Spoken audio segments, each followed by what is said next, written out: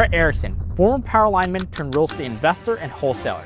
Brent went from making $100,000 per year working in the heat to making $127,000 per month consistently wholesaling real estate. Brent's going to be sharing his exact strategy, mindset, and sales script that he uses today. And we're going to be breaking down step by step, that way you can implement it into your own business to close more deals.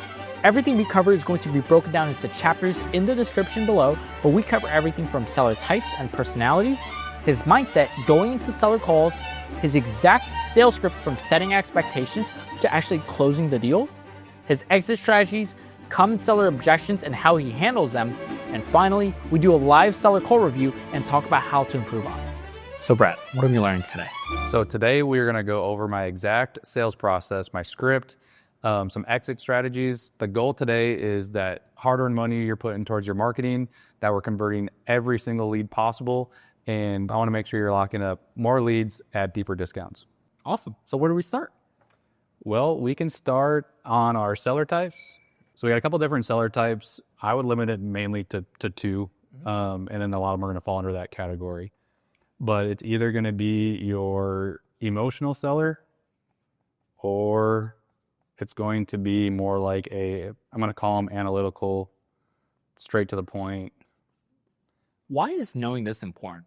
So this is going to be important because if you're trying to follow a script and you're trying to use the same thing for both of these, like let's say, for example, you go to the analytical seller and your script says, we need to talk to him about his feelings. Well, I'm sure you've probably had a call before. This guy's like, hey man, I want to talk about my effing feelings. He's like, I want to know how much I won for my house. Okay. And so if you're scrambling trying to figure out how to talk to this guy without just getting direct to the point, you're just gonna lose him. And so we need to figure out how we talk to this guy, and then vice versa. If you go into this one over here and you start talking numbers, and they're not necessarily caring about the numbers more than we need to get them on their feelings, you're going to get them out of the wrong or into the wrong type of thinking. So they're going to be in price-based thinking versus, like, hey man, I need to get over to the solution. Yep. And so we need to know who we're talking to as soon as they get on the phone, which you'll know because they're going to be direct. So you got to kind of be direct back. What are some telltale signs that can help somebody instantly determine what type they are? Like, what would an emotional person say that an analytical person wouldn't say, right? And vice versa.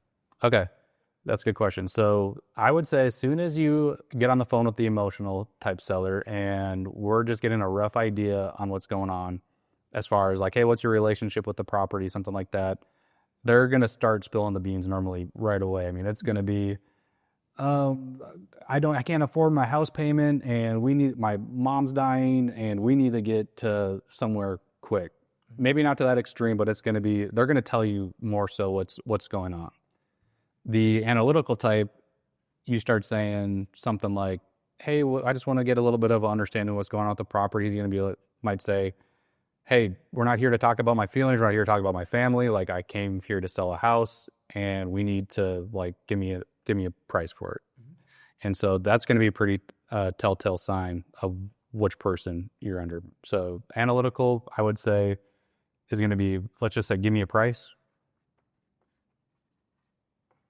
And emotional is going to be, let's call it spilling the beans. They're spilling their feelings, spilling the feelings. And that's going to be basically what happens on the first types here. Gotcha. So once a wholesaler or an acquisition manager determines what sort of bucket the seller falls into, what's next? So for me, it can really, you can really just get right back into the script, I think. So let's say you're on the emotional side and, my first question is going to be something like, hey, seen you filled out a form about possibly selling your property at 123 Street. And they're like, yep, okay, did I catch you at a bad time, or do you got 5 to 10 minutes for me? Okay. Got 5 to 10 minutes. And then I'm going to say, so, hey, I'm going to be very relaxed, right? This is a customer service call. Yeah. Hey, the first part of this call is really just to kind of get an understanding of your relationship with the property. Like, are you living there? Do you need somewhere to go? And then maybe a little bit about what has you thinking about going, maybe with a cash offer versus listing with the realtor. Yeah. Yep. So we figured out their emotional seller because they're going to probably say something like, well, we want to use a cash buyer because we got no money for repairs and the mortgage is coming up and we just don't know what we're going to do if we can't sell this thing quick. So we don't want to go the realtor route. So we're in emotion over here. Okay. And with the analytical, we're going to probably ask the same question, right? So same intro, same, kind of opening line to get them talking. And they might just say like, well, just exploring options, or we're just, I just need the price. Okay. And so from there, we're still in the script, right? Over here, it's going to be something like, they're going to say, let's say more of an extreme example, because I know a lot of people run into this. Hey man, leave me alone. I don't want to talk to you. Like I've done 1,000 of these calls. Y'all ask these stupid questions. Yeah. I just want a price. So what we're going to say here is we're going to agree, right? We're going to agree. We're going to agree. And to say, hey man, I am so happy I caught you today, because he's not expecting this, right? Yeah. I'm so happy I caught you today because I have had 5 calls today. Everybody wants to talk about their feelings. There've been hour-long phone calls, so I'm finally happy I got a guy that I can talk to that just knows what he wants for the property. And then he's going to say, yeah, I just want to get right to the price. And then I'm going to go from here. Now that I agree with him and now I got him, like, I'm talking loud too into the phone, like assertive. You say it with your chest. You can't be timid with these guys because they're going to walk all over you. And so when we get to that point, from there, now that we've agreed and we made him feel like he's won, hey, so do you have 5 to 10 minutes so we can just talk? I can ask you a few questions about the property. One thing I've noticed is that stating the agenda is basically what you're doing right now. What do you do if somebody like doesn't state the agenda? What do you notice that like whenever you're speaking to an acquisition manager, they don't state the agenda? What typically happens, and if they get walked all over, how do you recover from that? So if you're stumbling and you're finding yourself losing the customer, the easiest part is going to be to try and get back into it, and you have to set it at some point. So if they're walking all over you and you find yourself, backpedaling, well, for one, you're probably not practicing outside. Like you're preparing to fail, right? Yeah. Or what's the saying? Like if you fail to plan, you fail, or if you fail to plan, you plan to fail. Exactly. Yeah. So you're on the phone, you've already not studied the script, you've already lost before you got on the call. Yeah. So if you're doing your job before, you're not going to miss that part. Okay. Now there is times you can get inverted, but you can still fall back to the script, right? So like in the emotional one, they started talking about all their feelings, and you didn't get a chance to tell them how the script's going to go, right? Because they're just like, now you're talking because you don't want to. If you say to me after I ask you like, what has you, or if I'm saying, so Ben, what has you thinking about, maybe going to the cash buyer versus working with the realtor, and you tell me, your mom's about to pass away, there's an emergency, there's medical bills, and then you just go right into the script and say, okay, well, I need to take all this to my underwriter because that's in the script. But so you're going to get inverted at some point. Now you're already building rapport in this part. And so you just got to know that you could get inverted, and they might, maybe number 4 is motivation and repairs, but you have to know you have to set the expectations, or they're not going to know, why we're on the call. They don't know what's happening, and you never really got to take lead in the whole conversation. So at some point, if you find yourself where the seller's walking all over you, you can take a breath or something, just sit back in your chair, because you're going to be overwhelmed, because this dude's like, hey man, I do not like you. Like, he's walking all over you. Just take a breath and, hey man, like, I just got to get information from you so I can take this to my underwriter today. I want to get you as much money as possible. I might even say something like, hey man, technically I don't own the company. If I could give you all of it, I will. Yeah. But I have to go by the underwriter first. Yeah. And so I'm just doing my job. So if we can work together on this, I'm going to get you as much money as possible today. Is that okay if I do that? Absolutely. Yeah, be easy to say yes to. Another thing I wanted to ask you is that I noticed your tone fluctuate between these two types of sellers, right? Mm-hmm. This guy, he's more aggressive. He's diving straight into it.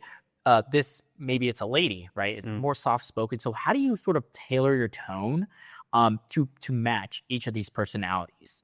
Yeah. So if we're doing tone for these two, and again, there's maybe not a one-size-fits-all for the emotional analytical, because this guy could be emotional and still be like a little bit angry because he's going through a lot, right? Yeah. And so it's gonna kind of judge from as soon as you're talking to him. Like if you're over here and we're talking to an older lady and she got a soft voice, then I have a soft voice, right? Like, we're not going to over dominate a old nice lady, right? We're not going to sit there and yell at her. Yeah. We're just like, hey, Miss Tammy, like, everything's good here, right? Like, I'm talking soft, I'm building trust.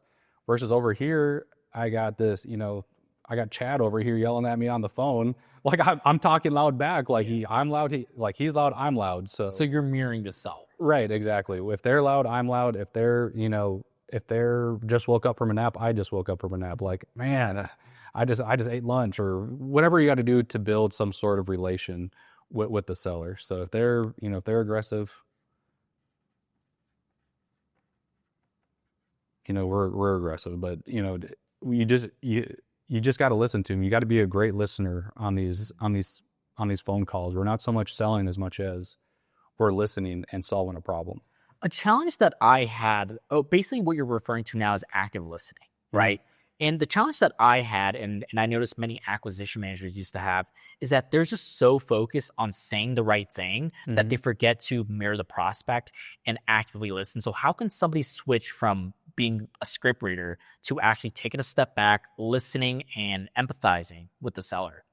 I personally think that's all going to come down to the reps. So when I was an acquisitions guy, when I was at home, like when I would be in the office, we'd practice all day, or we'd train for 2 hours. When I was at home, I mean, I got no girlfriend, I got no kids, no nothing. It's just me in my apartment. Right? I am walking around my apartment like I multiple personalities, like practicing the script, right? Because if I know what the script is, like the back of my hand, then I don't have to sit there and stare at it, right? I want it in front of me. I want it off to the side so that I'm hitting all the points. Yeah. But if you don't know the script front to back, back to sideways, left, right, whatever, then you're going to find yourself staring at it, and your brain can only do so many things at one time, right? Yeah. It can only take in so much. So you have to listen. You have to know the script. You have to put the reps in. You got to make thousands of dials. So then when you get to that point, you can listen, because you're like, hey, I know what to say here when it comes in, right?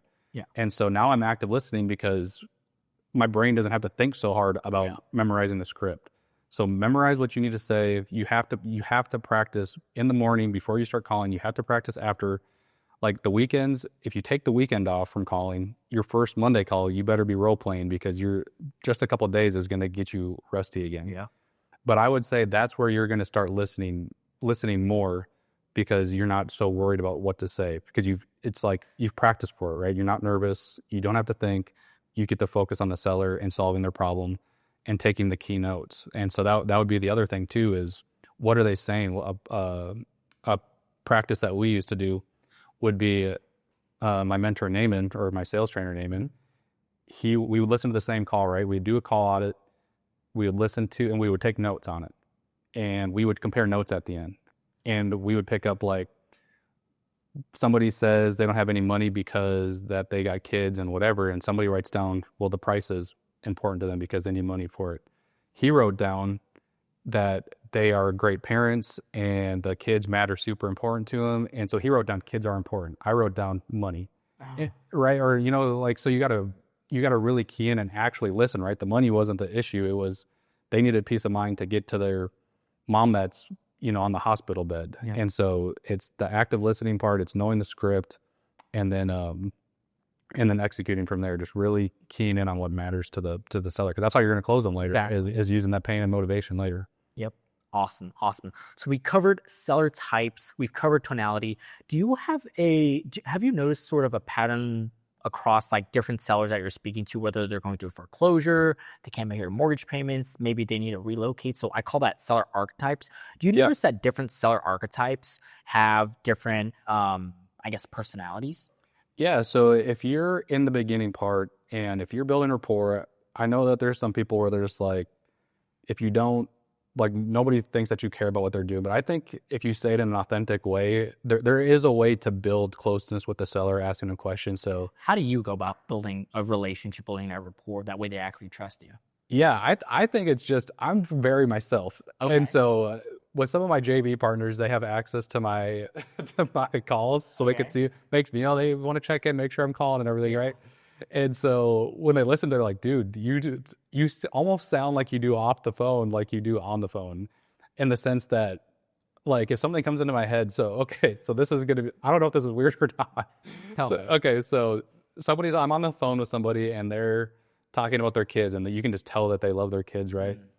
And so they're like, oh, we got 5 kids. And I'll make a joke and I'll be like, oh man, you must really love your husband.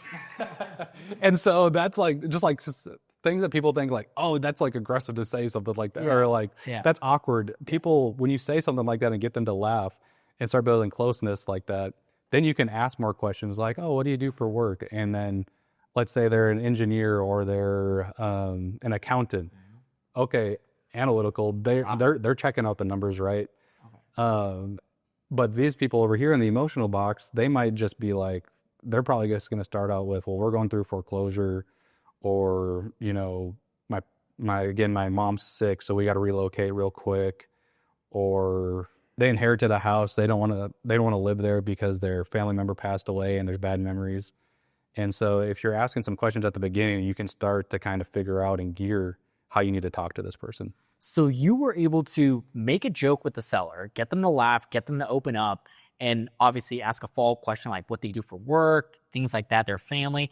And from that, you were able to identify what type of seller they are. Is that right? Yeah, for sure. Yep. And I think some people, they don't want to get too much into the weeds because they're scared that they think that they're wasting this person's time. But if you, I don't know, I think the opposite, because I like to get to know people. Like, I probably am too much on the side of, like, these people start to become family to me, and I'm just like, oh shit, how do I ask for a price reduction later? Yep. Like the old little Billy, you know? Yeah.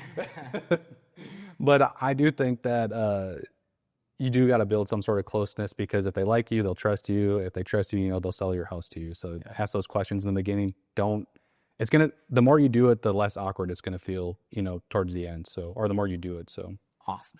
I love that. So we've covered the person before we even dive into the script right off the call.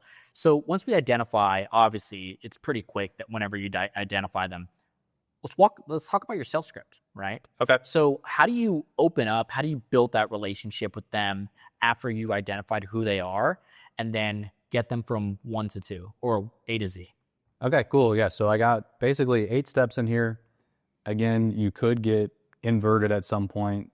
The biggest thing is going to be, you know, setting expectations to take control.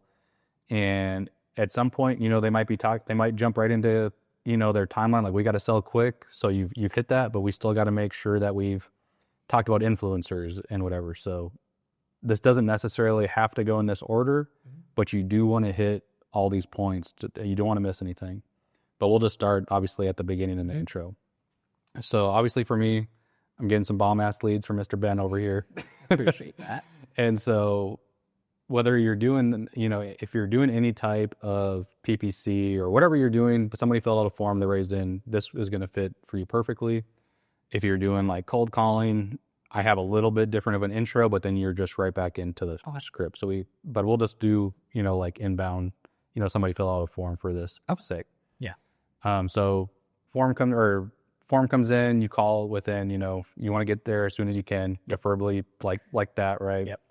And so it's a ring, they say hello, and I'm just saying good morning, right? I don't typically say like, how are you? If they ask it back, I'll make a joke. So I'll be like, man, I've been calling all day, and you're the first person to ask me how I'm doing. I appreciate that. Yeah, that's exactly what I use.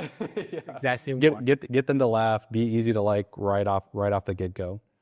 And then again, I know I've stressed a lot about repetition, because if you're in this first line and you're saying like and I think you might have filled out a form, or you might have talked to my assistant, they're going to instantly be like, is that the assistant? Are you guys with the same people, or are you not? Because if I did, you would know. It wouldn't be a thing, right? Yeah.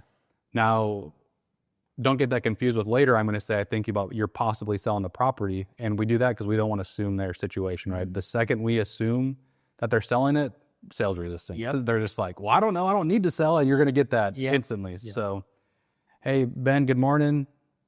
Looks like you filled out a form about selling your property at 123 Street. Are you still looking to get a cash offer on that? Yeah, I am. Perfect. Did I catch you at a bad time, Ben? Or you got 5 to 10 minutes so I can ask a few questions? I had a few minutes. Okay, perfect. And Ben, and so notice what I'm doing here, because people can't feel this on the phone, right? Yeah. They can't see you, but they can't, I guess in a sense they can feel it. So I'm going to sit back because I want them to feel that I'm no pressure here.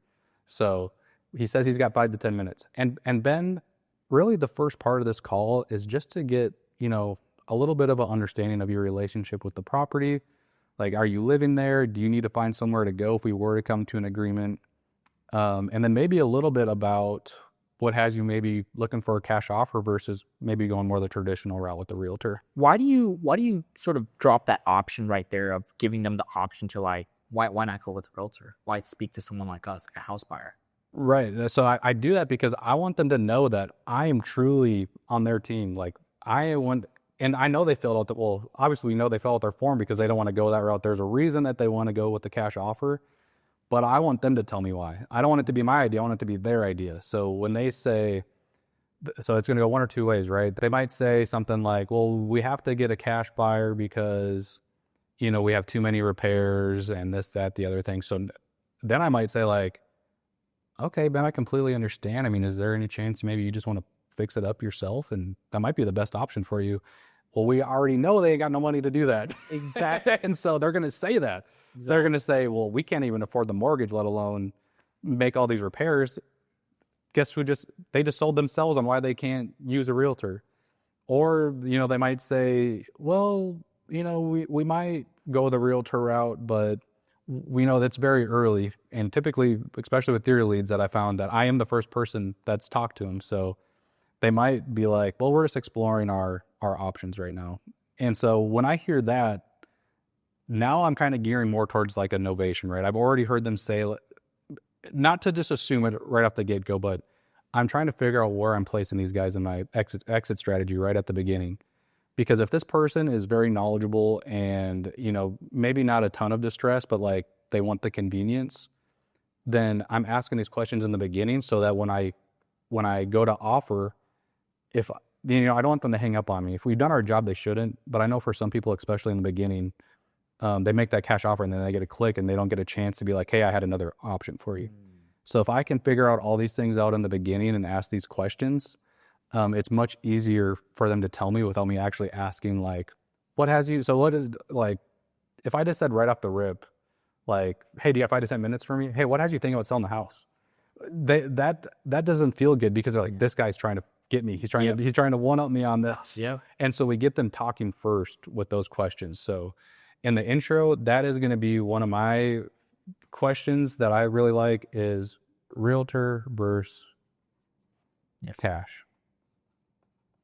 And that's going to start gauging on how we're feeling or getting the feelers out and getting them talking. So the more that they talk, the more that they're going to be willing to open up to you when we actually ask the question, like, so what has you thinking about selling? And they might, and one thing you guys are going to run into, and you're going to feel that it's awkward, is they might tell you right away what they're like, why, because you're going to ask this question. And I've noticed it almost confuses on what you're asking. So they just say the first thing on their mind. Yeah.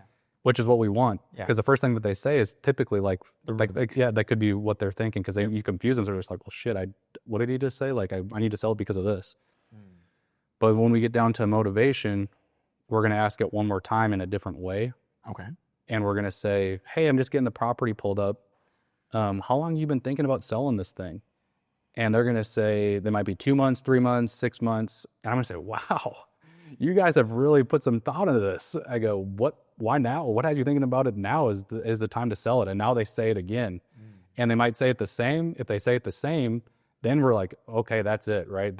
We got them. Yeah. We got it right where we want them. Okay. Or they might say something a little bit different. And now we're like, okay, they maybe haven't quite trusted us yet. Or there could be a few different reasons why they're selling, but we ask twice, we get a little bit more information. So don't be afraid to ask it, because I know for me, again, coming from power lines, not having any experience, asking, so like a lot of this is awkward, and I forget that because now I've made a ton of calls. And so when you ask somebody in the beginning, like, well, sort of like what they're looking for, and they tell you, they're like, well, I don't want to say that again because I've already asked that. Like, what if they might get mad because they didn't think I was listening? Just ask it again. They can't remember. Yeah. Most of the stuff that you say, like 5 minutes later, they don't remember. 2 minutes later, they don't remember what you just said. So don't be afraid to ask something more than once, and don't be afraid to ask for more explanation. And when we get into motivation, I'll talk more about that. Probing, clarifying. Awesome. Right. Something that I want to ask you that you just mentioned that I thought was really, really interesting is that you think about the exit when you're just on the intro, right? You think about what your exit strategy is going to be when you're just on your intro. So why is that? I want to do that because, again, at the end, I don't want to piss these people off so much with my low cash offer. I do want to make them feel it, and I do want them to know that, like, hey, cash is way low. Like, it is way low, and it's not going to make sense. Yeah. But I don't want to put them in a bad mood, like into where even if I offer something else, because you'll find that if you offer them real low, like there's times where, let's say the house is worth $300K, and I offer, 80. It needs however much in work, but their number is 160, and I can be at 150 with novation or something. Or let's just use that as an example. I think the numbers are probably don't make sense for that, but just for this case. Yeah. Well, you offer them 80 cash, and then you've really sold it on them on that. And then you go, well, hey, I got another option for you with my concierge service at 150. They go, well, I can't take 80K for my house. And they can't get that damn number out of their head because you did such a good job of selling it. Yeah. Now they're in a bad mood. They're like, this dude was just tried to steal my house, and now this. Yeah. So I'm trying to gauge a little bit of what they got going on in the beginning to figure out how I want to present that. Like, is this my seller where if they're super emotional, then I'm probably just going to sell the 80 and not, lightheartedly do it. But if it's somebody where they're just like, oh, we're just figuring out our options, then I know that at the end, if I sell them the 80 real hard and act like there's no other option until he kind of gives me it, then he might not get out the fact that I just offered him 80 and I'll lose my chance at coming up to my innovation. Correct. Understood. Okay. So you covered the intro. Let's talk about setting expectations. What is your framework or checklist to check this box off? Yep. So we just asked them a little bit about, what's going on with the property. We've understood the relationship. Now we want to let them know that I'm on your team. So how we do that, and again, some people, they don't like the underwriting technique. I technically have an underwriter because Chris underwrites all my deals, and then the dispo company referred me in Georgia, they also underwrite my deals for the most part. So I'm technically in using one. Yeah. And so what I'm doing here is I'm letting them know why I have to ask the questions that I'm asking. So just let them know, like, hey, Ben, so like I said in the beginning, I need to know a little bit more about the property. Any repairs you've made, anything that might need to be fixed up. My goal here today, Ben, is to get you as much money possible for the property that I can. And so once I gather all that information, I'm going to take it to my underwriter. Her name's Aaliyah. She's been doing this a long time. She's going to go ahead and run a match pair analysis on the property, take into consideration all the notes that you've given me today. Keyword you've given me, because I want them to know that you're basically setting up your own grave for this, right? Yeah. Like, you told me that this is what's going on with the property, so this is why I have to offer it, because she's the expert. And then what she's going to do, Ben, is she's going to come back to me with one or two things. So she's going to give me an approval with an offer, or she's going to tell me, hey, this might not be a good fit for our portfolio, and here's why. But by the end of the call or shortly after, Ben, I'm going to make sure you have an answer either way. So what we're doing there is, that's not guaranteed. Like, they get onto the call and they feel that, oh, this person, it's my house is great. It's the corner lot. Everybody has a corner lot house, it seems like. It's better than everybody else's. And now I just let them know and humble them a little bit, like, hey, at the end of the day, this might not be a good fit for us. I think the beautiful thing about what you just said is that you also pre-frame the seller to get themselves to sell you on buying their property. Yep. So I think that is absolutely incredible as well. So how do you transition from the beginning of the intro and setting expectations to your, what I call the discovery phase, where to hit these pillars? Yep. So when right after I finish that, I'm just saying, I hate even to say sounds fair enough, but typically I just pause after, let them hear their thoughts, right? Oh, I love saying fair enough. Yeah. I love so I'll get done with that, and they'll be like, okay, that sounds good, right? And so now I'm pulling up the property. So that's how I'm going to get back into motivation again. So, hey, just typing real loud on my computer. I already have it pulled up, right? Hey, so I'm just getting this pulled up. This looks like a beautiful place, or, whatever. If it is a nice house, we're saying, hey, it looks like a beautiful place. Or, hey, I'm just getting this pulled up. So how long have you been thinking about selling this? And then that's when they're saying, oh, I've been thinking about this for 6 months. Wow, for 6 months? That's really cool. It sounds like you guys, are really serious about doing this and you care about the outcome of this. I go, 6 months? What has you, thinking that now's the answer? And now they're going to say, well, we wanted to do it back then, but now we have to because we thought we were going to be able to afford the payments, but now we can't. And then my question that I love the most is I can say it a couple different ways. So I can say, you can't. Just repeat it back what they just said, right? We just heard what they said. You can't. And then just pause. Don't say anything, because if you say you can't and then you feel awkward about the silence and go like you're going to go into foreclosure, well, you just put words into their mouth. Yeah. And so now they didn't say what they truly think. So you have to just shut up for 5 seconds. Put your phone next to you and hit timer, 5 or whatever it's called, the little lapse thing, right? Yeah. Wait for at least 5 seconds and then see what they say. And now they might say, well, mortgage comes due, or let's say I'm paying on 2 houses. I'm gonna say, you're paying on 2 houses? And I'm stop talking again. Right. And then now they're talking with yeah, we've been paying on 2 houses for that 6 months. I'm like, you've been paying on that for 6 months? I'm like, how are you holding up? How are you holding up over there? Really? And most of the time I do actually feel for these people, right? Yeah. And they can feel that and they go, not good, man. We're not sure if we can, we might have to stay in this house, or we might have to go to but one of these has to be sold because we cannot afford 2 houses. And from there, it's okay, well, today I'm going to do everything I can to relieve this from you guys, or I'm going to do whatever I can today besides hit a Leo over the head with a bat to get you as much money possible so you don't have to make 2 payments on your house anymore. Love that. And then now that's what we've done there. And that's where, again, you can't feel awkward to ask these people questions, because it's going to feel like, man, this is their business. Yeah. But if our jobs as salespeople and a problem solver as a wholesaler is to solve problems, right? How can we do that if we don't know what's going on? Exactly. And if we can't make them feel that this is the best option, then we didn't do our jobs. Because my job on every phone call is to help somebody. And if you don't ask the right questions, how can you help somebody you don't know what their problem is? Yep.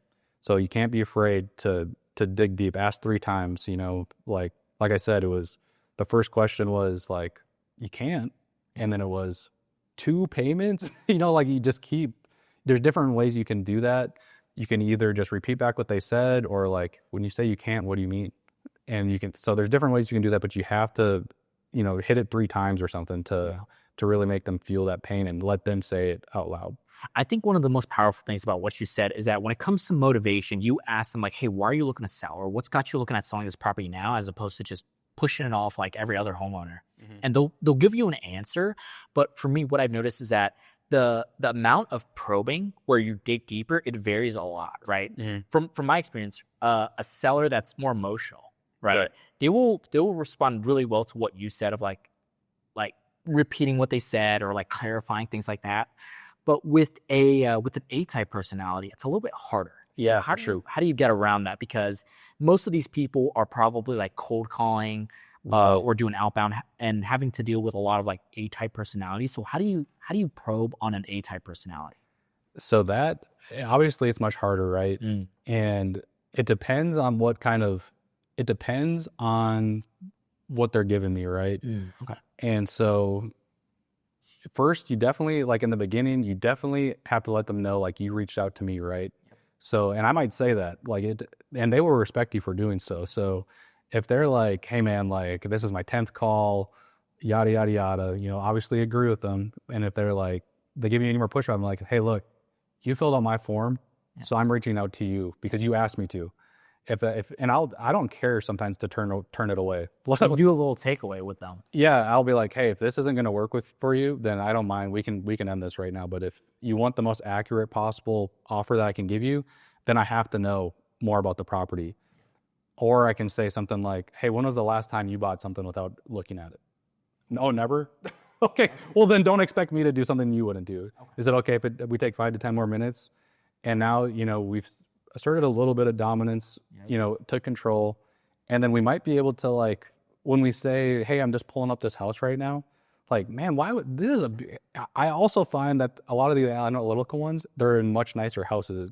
Not always, but I would say most of the time it seems like they're a little bit more well off, maybe a little bit more educated. And so now I can say it in a different way, right? Hey man, this is a beautiful, like, I wouldn't want to sell that house if I were you. And now an analytical person that's more of like the more dominant type. Yeah. This guy ain't going to tell me what to do, right? He going to tell me what he would do versus me. Yeah. Well, so he might give you a little bit, right? Like he might say, well, my fucking ex-wife, like she's going to take the property, or we just got a divorce. So we don't want to live here anymore. Yeah. Well, now we got a little bit, right? Okay. And so he just finally opened up just a little bit. Okay. And so you got to tread lightly. You might have to say like, damn, man, like, I'm sorry to hear that. Or I'm like, this can go one or two. And now he opened up, take advantage of it, right? Yeah. Like, hey, Joe was like, hey, do I congratulate you or do I say sorry? Yep, exactly. And now he's like, nah, fuck that bitch. Or he's like, man, if this really, it's going to go two ways, right? It's never normally in the middle for most of it. Or they're like, dude, it's really beat me up. And I'm like, hey, man, how are you holding up? And now this analytical guy, we got him. Yeah. Right. Yeah. And so, but you got to do it in a different way by like, hey man, that's a beautiful house. Like I would never sell it if I were you. Yeah. Well, now he's like, he just kind of took some of that back. He's rolling his shoulders like, well, yeah, I know it's a nice house, but I can't. So that's how I'm working that for the analytical. It's not so much like I'm not soft and, so much, hey, is everything okay? It's more like, I'm complimenting him and being a little bit more loud and like, hey man, we're just boys, right? Yeah. And so that's how I'm working a lot of those analytical guys. Okay. So Brett, we covered the motivation. We understand why you're looking to sell, how long it's been going on for, all that jazz, right? Mm. What's next?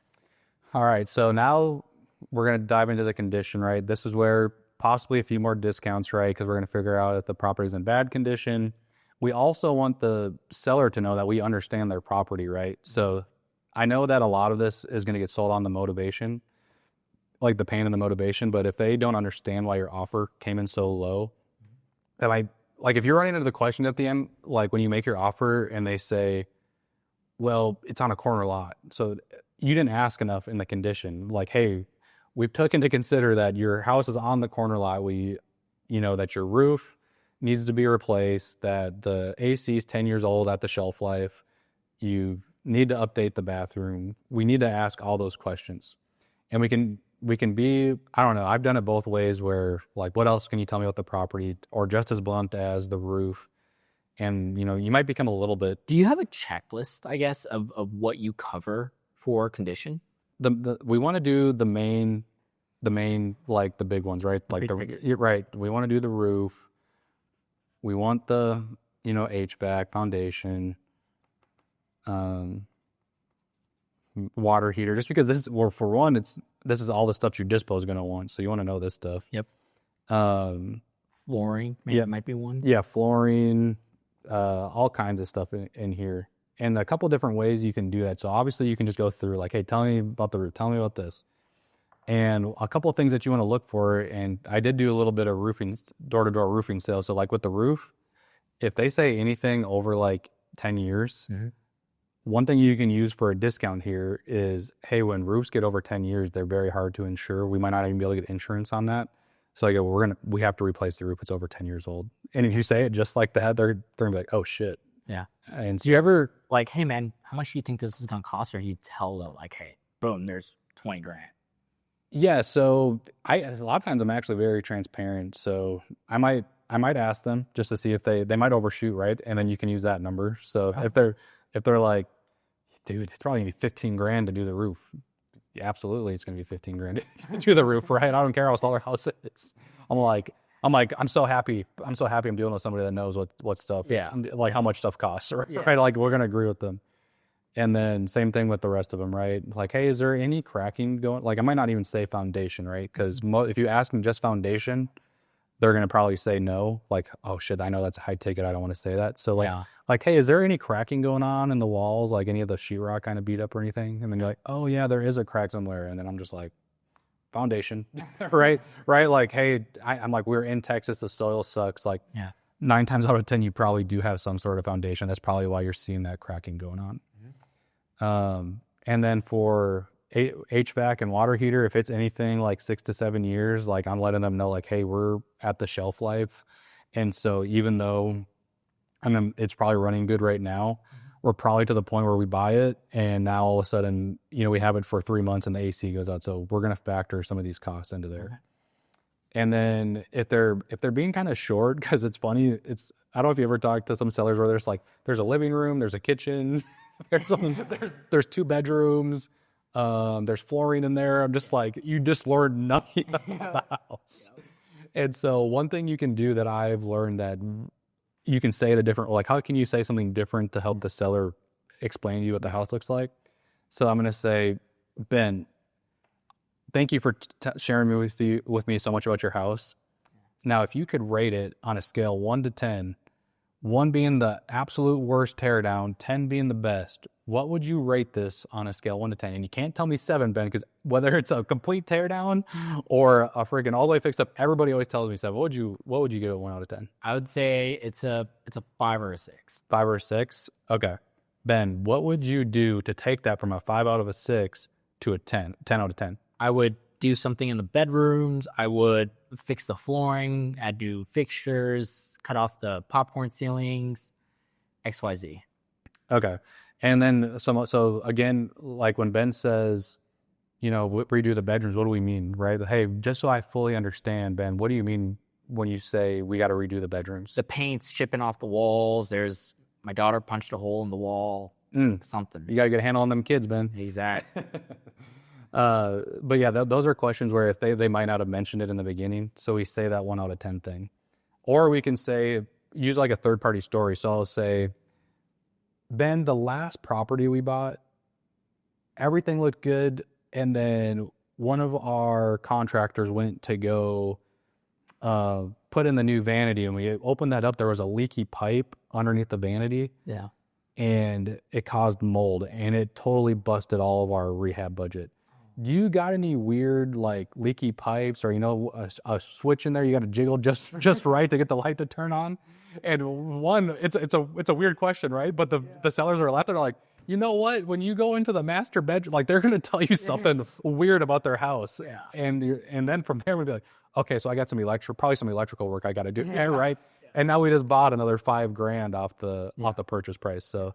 Tell a weird, like third party story because everybody has something in their house, and you've not only like you became human too to them a little bit more. So you're doing more than just getting conditioned there. You're just like, oh, this guy has a jiggly switch that he's got to flip weird to turn on his lights too, and so it just builds like familiar trust. There's just different things you can do throughout the script to do that.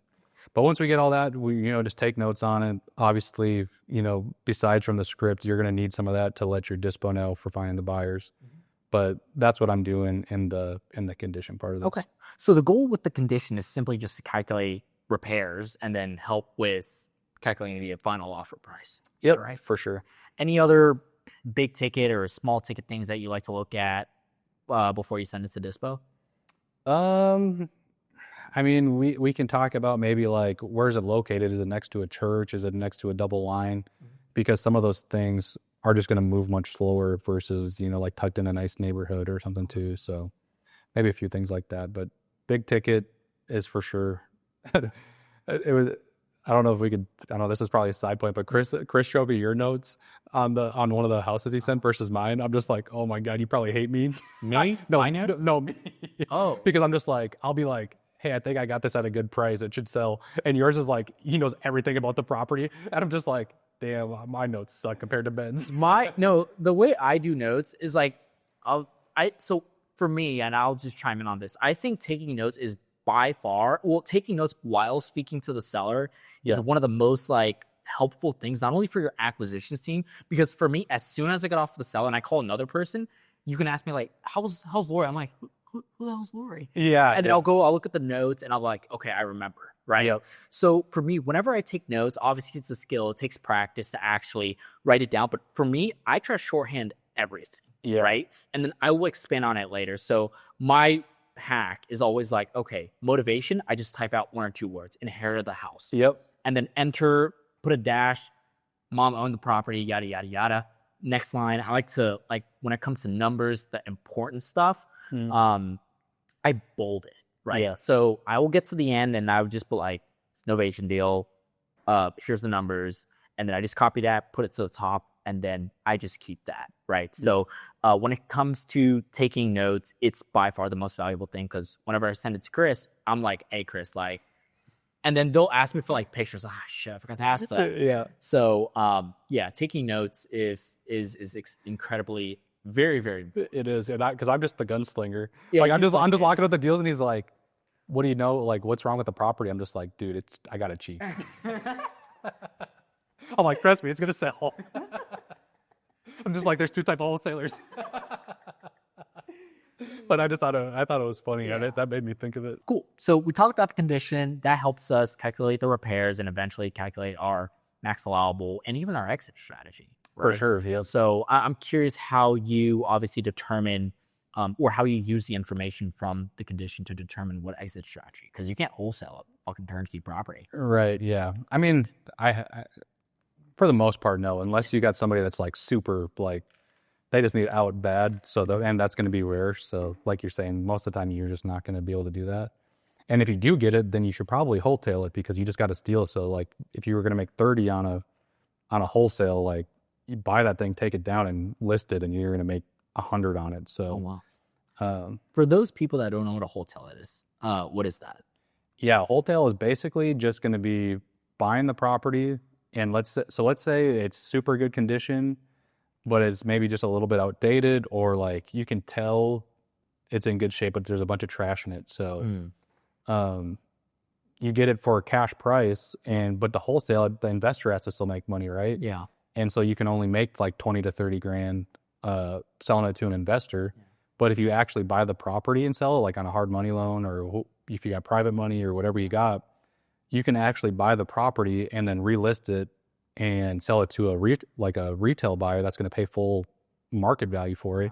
And that turns it into, like an $80,000 deal. So it's not too complicated. When you're underwriting that deal, you want it to be, when you're looking at your comps, it's got to be anything on the market, very similar, and selling in 60 days or less on the property, because you want these wholesales to sell quick, because you are paying that hard money cost on it. So, okay, that makes sense. We could talk about it later, because I was going to ask you, what is the difference between this and a novation? A novation versus a wholesale? Yeah. So with a novation, you're not actually buying the property. So with that, you're still just you're just listing it. So you could still technically clean it out, and I guess you save on I would say the biggest difference with that is whether you're controlling the property or not, right? Understood. So with the wholesale, you take it down. Now you don't have to worry about the sellers anymore. It's your property. You don't have to worry about them backing out because they're like, dang, this is taking a little bit longer. Like you close on the property in 3 weeks. It's yours. You do what you want with it. Versus like maybe you have to be a little bit more nervous about making repairs and then backing out, or whatever you run into there with the novation. But I would say that's the biggest difference, is controlling it versus it still being in their name while you're marketing it. Understood. Okay, awesome. So moving on to the next one, what do we have? Influencers. So we're going to have Kim Kardashian market our property, or? Exactly. Hell yeah. Probably be a good thing. Yeah. But with here, we need to know who's all involved in selling the property. Who's on title, or is there heirs? Is there who else is involved? One, it's gonna alleviate a lot of pressure. Like if you do get the contract signed and you're all pumped up and you're looking at your projected income, and all of a sudden you find that there was 4 heirs that don't want to sign, and now you've wasted title's time, you waited dispo's time, you wasted the buyer's time. But really, before you even get to that point, you don't want to get to the end of your, when you get into the offer and they go, well, I got to talk to my wife, or I got to talk to my cousin's realtor's friend, or whatever. You want to know who all needs to be involved before you send that contract, because if you send that contract and they say, oh, well, I got to talk this over with my wife, they're shopping your offer. And so you don't want to give all your cards out. So in there, I'm just saying, I'm not using the word decision, but just a small tweak is, hey, Ben, who else would need to have an input on selling your property today? You got to talk to your wife. You got the kids care, your neighbors, your attorney, and I'm like, and then as I'm like trying to be a little bit more fun, I'm like, your realtor, you got to talk to your dog partial to this place. And they're like, my dog. I'm just like, hey, just want to make sure, you know, you ain't got anybody else to talk to. And the reason we do that, so at the end, when they say like, hey, Brett, like, I appreciate the offer, but I got to talk to my wife. Then I'm going to circle back to influencers and I'm going to be like, hey, Ben, I'm a little bit confused because earlier when I asked you if you had anybody else that needed to have an input, you said there was nobody else. And I'm like, Ben, I understand that if you got to think about this a little bit, but I've been doing this a long time. And typically there's still something wrong with the deal yet. Is there something we didn't cover today that you're not feeling comfortable with? Yeah. And so you get to be able to circle back to that and use that against them because they told you there's nobody else. And then they might say, you know, well, yeah, it is the price or whatever they're going to say, but you got to ask that. Otherwise what's going to happen is you're going to be like, damn, what did I do wrong during that? And you're going to think that you know, it's your sales skills or whatever, but you forgot a part of the script. So super important to hit that. So influencers is basically decision makers as how I would understand it. Okay. Right. And we'll definitely talk about objection handling and common objections people run into a little bit later. But the next one we have timeline. Why is timeline so important? Why do we need to know timeline? So a couple things here. One thing with timeline, and this is how I say it, is like, hey, Ben, one thing people really love about working with us is we're super flexible on our timeline. Now, we can close in as soon as 21 days, but Ben, I would never want you to feel like we're trying to kick you out of the house. We're not trying to put you out on the street. Yeah. What's a good timeline that works for you and your family? And then they're going to say, well, we could be out yesterday or we need to be out in 2 days. And I'm like, okay, you know, cash, right? Like if you really truly need to have it done this fast, we need cash. Or if they say, well, 5 months, well, now I know that if I make them an offer today, they're going to say, well, I'm not ready to sell. Mm-hmm. So I'm not even like we need to figure out whether we can actually send the offer today. Yeah. And so those are the two things I'm gauging in timeline. If they say 3 months and we need to offer cash or they're looking at cash, well, maybe I can pitch them on novation because we might be able to get a little bit more for it and it works. They get a little bit more for it. Everybody wins. Yeah. And so those are the few things we're gauging in the timeline. Gotcha. Well, there's many ways to package timeline. I like to. So one thing I've noticed is that when you're selling B2C, business to consumer, so sellers, just general consumers, versus B2B, there's a common difference where B2B is more pain-based syntax, whether on the other hand, sellers or consumers are goals-based syntax, right? So the way I use that to help with timeline is they want money. So I'm like, hey, Brett, how soon would you like a check in your account? Mm-hmm. Right? Assuming we can come to terms or price today, how soon would you like that check in your account and you can move on, close this chapter of your life? That'll tell me 6 months, or not 6 months, like 60 days or 20 days or whatever the case may be. So that is something that I like to do. I set them up to because I want them to get off the phone and be like, okay, they just see money. Another one we can talk about later when it comes to the offer, for example. We'll say that to the offer. Yeah. But that's what I like to do. For timeline that somebody else can use. So what's next after that? It's the second last step. Yep. So summary is when I'm going to bring all the pain back up, I'm going to bring up all the repairs. And I kind of tie that in a little bit here, like the money thing. I'm going to say, hey, so I just want to make sure I'm fully understanding here. Let's go ahead and recap the call.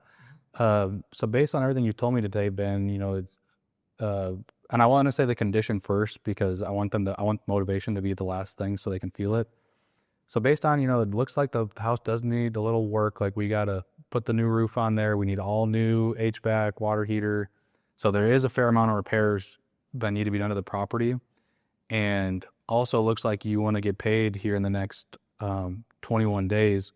How much do you need for the property, Ben, so that, you know, you can get out of that house that your wife cheated on you in and you can you can sleep better at night without those bad feelings?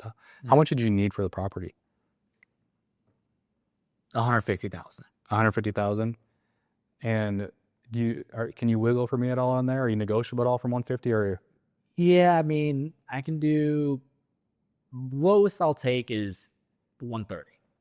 Perfect. We just bought 20,000. Right? And then we're going to do a little bit of a tie down here, right? So, okay, got it, Ben. So, Ben, if I can get you approved for that 130,000, would you definitely be ready to move forward? Or is there anything else you need to figure out? That's it. That you give me $130,000, I'm happy. Okay, Ben, I'm going to let Aaliyah know that if we can get this $130,000 for you, that we can go ahead and write some paperwork. Give me 5 minutes. I'm going to go ahead and talk to my underwriter again. I'm going to do everything I can besides hit her over the head with a bat to get you this $130,000. But I'll let her know you're ready to move forward if we can get that done for you. Sounds good. And now we're on hold. So now we're running comps. I'm messaging Chris. I got a hot one here. Got a hot lead. Like, hey, sometimes if it's a really good, like, I'm just like, dude, I can feel the motivation in the beginning. I'm probably sending at the beginning of the call for him to check it out. Yeah. But we're running the numbers. Don't be afraid to really like 10 minutes if you got to on this to dial in the numbers. It's going to feel like you've been on there for an hour. You're going to be sweating, especially if this is your first time doing it. You're going to be scared. You're going to be like, oh God, the 130,000 works. And you're like, oh shit, like it just got real, right? Yeah. Just breathe. Just take it easy. Like you don't want to show that excitement, right? Because if I would have been like, when you said 130,000, and if I go, okay, yeah, let me put you on hold. But instead I go, hey, if I can, I'm not saying I can, but if I could, Ben, if I could get you that 130,000, is there anything else you need to figure out? Like I just showed a little bit more detachment from it, right? We don't want to show them that like 130,000, we're going to make 50 grand on this house. Yes. Yep. And so just calling that. I love that. There's so many ways that I can add on to that. Yeah. I mean, so what I call this is trial close, a bunch of different things, but they're all the same idea. And the way I go about that is like, hey, assuming everything makes sense, would it offend you if we started getting the paperwork that way we can get you paid on XYZ dates? Yeah. And they're like, no, it's not a problem at all. And that's my sort of tie down. That's my trial close as well. So your seller's on hold. You are underwriting with Chris Crump out of Dallas. Great guy. I love him. Then what? You get your numbers from him. Do you just like sign contract right then and there and popping bottles or what? Right. So again, if everything went good in here, right? There was no other influencers. They're making the decision. Their timeline makes sense, right? Like there was nothing else they had to figure out. Yeah, we're set up to prepare the offer. If any one of these, we don't have them on the phone, so let's go back to influencers. Yes. They say, well, we're still in the beginning stages, so I would have to talk to my wife first. I'm going to say, okay, I completely understand. I'm like, they seem like a really good husband, making sure that, making sure your wife's on the same page. I'm sure she respects that about you. Yeah. When was the last time you talked to your wife about this? And they're going to say, last night. Okay, perfect. How did that conversation go? Like, what did that look like? Yeah. And they're going to say, oh, well, they might, a lot of times they say the price, right? They're like, or they might say, if we got the price we wanted, we could go ahead and do it. And so with that, we either say, well, would it make more sense for her to be on the call right now? Mm-hmm. And so now we have the other decision maker on here. Then if she's on the phone, then we can make the offer. If she's not, we might want to hold off. Because even if there's two people and only one signs, we technically don't have nothing anyways, right? Yeah. And so if we send the contract without everybody there, what I find is they're not going to talk to you anymore. They're going to ghost you. They're going to shop. They're going to whatever. But if you say like, hey, we're going to make it make sense for everybody, so everybody's on the same page. And then, whenever you guys are ready to hop on a call with me, then I'll give you the offer. And what that does is while they're out shopping offers, you're like, well, shit, we've never got the final one. Maybe they're a little bit more. Yeah. And now if you get them both on the call, now we can close them, right? Or at least have our best shot at closing them. Yep. But yeah, so if everything lined up here, they said we could definitely move forward, then yes, we're going to take them off hold and we're going to go into our offer pitch. And to what you asked, we're not going to just say like, all right, Ben, 50,000 or, like 110 or we're at 100,000. Yep. And then we sit there and we're just like, what do you have to think about that? Yeah. Right. Because then they're going to sit there and we might do that a little bit later where we pause, but we don't want to just do the negotiation bells where they're just like, well, no, or whatever. We need to have a little bit more behind that. And so we drag this offer out. So we can role play the offer here real quick. And typically I always stand up for this. I don't know if I would be out of frame or not or whatever, but I'll just sit down for it. Yeah. But typically I would stand up, and just because I want the energy to that's another thing for your calling. Like if you're standing up, you might have a little more energy. If you lean in, if you sit back, all things you can do to make the seller feel it. So I stand up when I give the offer. Ben, great news. We got you approved for that cash offer. Now, before we get into that, do you care if I go over the next steps? No, let's do that. Okay. Ben, so once we would get that agreement signed today, we're going to go ahead and get that over to the title company. They're going to check for any taxes, liens, judgments, basically anything that might stop the sale from moving forward. Does that all make sense? Yeah, it makes complete sense. Perfect. Now, 21 days from now, Ben, we also got that approved for you, that 21-day closing you were looking for. You're going to have an important decision to make how we get you paid. And so, we need to get all that paperwork signed. So you can either come into the title company and sign, and we'll have a coffee ready for you, or, we can send you out a mobile notary, and they'll come out to a Starbucks, they'll come out to your doorstep, whatever makes sense for you, Ben, we'll send them out. Which one's going to work better for you? Did you want to use the mobile notary, or did you want to come into the office? And I'm old. I want them to come to me. You want to go to the mobile notary? Perfect. And we actually cover that free of charge. A lot of our homeowners love this service, Ben.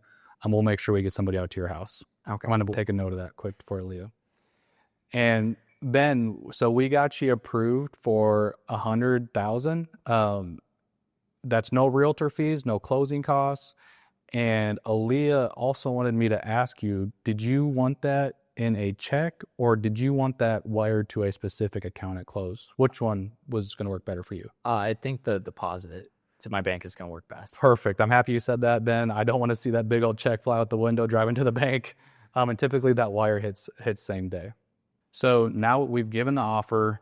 Now a couple of different things are going to happen, right? I've said, hey, would it be appropriate for me to type some paperwork up? If they let me get that far, right? They might, when I first give the offer, they might be like, well, a check, but that's too low, or they're going to say that's not enough. And we have a few different things we can say. How far off are we? What do you expect the offer to come in at? Few different ways we can go about that, right? And then from there, we're hoping that we have a little bit of wiggle room, because I've anchored them lower than my MAO. So let's say my MAO is 115 again, which was halfway. So I've anchored them at 100. And now if we can get to that halfway point, now we've got a deal, right? So super important. We do not ever want to offer MAO, because you've lost your cards at that point. And there's no room to work up or them to work down. So definitely, give yourself probably like a $20,000 buffer when you're giving your offer, because you also want to make them feel like they've won. Yeah, exactly. Oh, and then one other little trick too. So if there's multiple heirs, let's say there's 4 heirs, right? And their current walkaway is $40,000 total. And they got 4 ways to break that up, right? Yeah. Well, I'm only one guy, so if I have to come up, they're like, oh, we're $40,000 off. Yeah. And I say, well, if I have to come up 40, like I'm just one guy, right? So I have to come all the way up 40,000. If you guys come down 20, you guys technically are only losing $5K a piece. Wow. And so now that feels much different to them than versus coming down 40,000. They're only coming down 5 a piece versus dropping 20,000. So we just bought 20,000, on our deal by them only losing 5. So if you're working with heirs, that's a cool little trick to kind of frame it different. So Brett, this was absolutely incredible. I appreciate you sharing your entire sales script from when you take a seller into our system all the way to presenting the offer and getting the contract. The next thing I want to ask you is about the underlying mindset that you have going through this process. Can we go through that? So there's a lot of things, especially for you wholesalers that are just starting. There's going to be a lot of stuff going through your head. Lead comes in, you click on it, it looks like a beautiful house. You're just like, there's no way somebody could sell this for cheap. Or you might just I know when I first started, there was maybe because I came from being a realtor, right?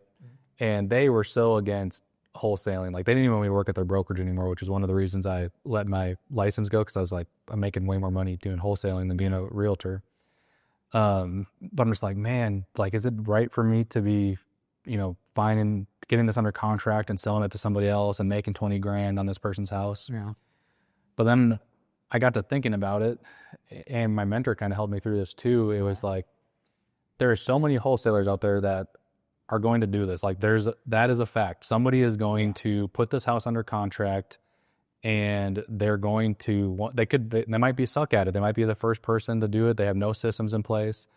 They put this person under contract, and they have ill intentions of putting memorandums on it and not being able to follow through and ghosting the seller. And some of that might even be a little bit of they just don't know what they're doing. Like it might not have been out of ill intention, but they're like, oh, somebody told me to put a memo on this, and then they forgot they did, and now this person can't sell the house, and it's whatever. And so I think that if you truly believe, like in your heart, that you're doing the right thing, who's the best person to do it, right? And for me, I'm the best person to do everything, right? And so if I truly believe I'm going to put the best service on this, and I can help to solve this person's problem, then why shouldn't I be the person to do it versus person that has no idea what they're doing? So have that mindset. If you're struggling with any type of like, hey, should I be making $20,000 on this person's house? How else are they going to sell it? Like the realtors they talk to don't want to sell it because there's too much repairs. So they say, hey, you got to put $50,000 in repair to this, right? Well, they don't have the money to do that. They can't find your buyers. Well, how long has it taken all these people to find the buyers? We could ask Chris how long it took him to find his list, or how much he had to pay for lists, or how much work he had to go through to get through it, right? So what is that worth, right? So if they can't find it, they can't listen with the realtor. What's your time worth? How much value do you bring to the marketplace? You should have no problem, getting these people at the price that you need to make your money on it and feed your family. So I would say that's the mindset you got to go in with these leads. As far as like maybe like a moral type standpoint for that, you are solving these people's problems. You are going to put in a lot of nights of calling for no money and learning how to do this stuff. And so when it's time for you to eat, like make that offer and say it with your chest and, help these people out and to the next stage of their life. So that is going to be a key point for that as far as, getting in the right headspace when you're asking these questions. Awesome. Another thing that I thought was really beautiful about your mindset is that you whenever you're doing your discovery, you're automatically already thinking what your exit is going to be, right? Mm-hmm. Because one thing that I've noticed a lot is that many wholesalers just lock up deals to lock up deals, right? They'll get 10 contracts and only sell like 2 just to beat their chest. So what is your opinion on that, and how would you go about that? Yeah, so it's funny you say that because I just ran into a situation or 2 right now actually, where we've had the deals under contract, we've solved their problem, right? They were close to foreclosure, I believe, on a couple of these. And to me, I mean, you can use novation on some of these to where you contact the bank and you delay the foreclosure, but you have to know how to do that, right? So if you're just doing it and not taking those steps to delay the foreclosure, well, then you're thinking about yourself. And that's not what we're here to do. And so I've got these deals under contract, and these other wholesalers, like you're saying, they just want to make money and post about it or whatever, right? Yeah. And so I've ran into 2 right now where we're about to close, and I'm talking to these other wholesalers. They place memos on them, and I'm just like, hey, we're set to close tomorrow, and I'll give you $2,000 for this, just to so we make sure the homeowner doesn't foreclose. Yeah. And they're just like, nope, we need to make our money on this. I'm like, dude, you guys have dealt with this for 3 days. We've been on this for 45 days trying to get this closed and pushed to the finish line and help these sellers. I go, like, $3,000 is more than worth it to you guys. If somebody offered me that, like, I just started on a Wednesday and Friday they're like, hey, I'll give you $3,000 to release this lien. I'm just like, yeah, I'm taking that, right? Yeah. And so that is what you shouldn't be doing, right? Yeah. Now there is going to be a fine line of, there's going to be a point where you have to renegotiate on deals, right? Yeah. And so this is going to, like, you walk a really fine line here, right? Yeah. So I get to a point where if I'm with a seller and let's say we're at 100 and they're at 110, right? Yeah. But I know I have the most badass dispo guy, and I got a great title company, and I got a great transaction coordinator, and I know I'm best fit to get this deal, and I'm only 10K off. Yeah. And I'm knowing that I might have to get a renegotiation later. Mm-hmm. If I'm within that 10 to 15 or so there, yeah, I'm going to give it to him, because if I don't, again, that guy that comes in and places the memorandum on the house, yeah, and doesn't know what they're doing and ties them up and 45 days, whatever, mm-hmm, that's not the guy you want to get the house. Like, no. If you're 15 off, get in there and do it quick. I'm not saying to lock these up and 45 days down the road when you don't find a buyer, like, oh, now we need a renegotiation. Yeah. I'm setting expectations in my offer, and when I'm going over the contract, because they're going to ask you, well, or if you're not explaining it, hopefully they ask you, and if they don't, you should be explaining to them. Yeah. Hey, we're going to go into an inspection period during this, where I walk in my contractors, my hard money lenders, this type of stuff, and when that happens, 2 things could happen here. One, there could be more repairs because I haven't seen the house yet than we were expecting. Yeah. And we're going to ask you for, renegotiate on the price. And you can say two things to me there. One, you can tell me to kick rocks and you think you can find somebody else to buy the property for more. Or you can say, yeah, Brett, you caught me. The house is in worse condition than I thought. Yeah. And we can talk about renegotiate on price. But you want to do that quick, like first 2 weeks, right?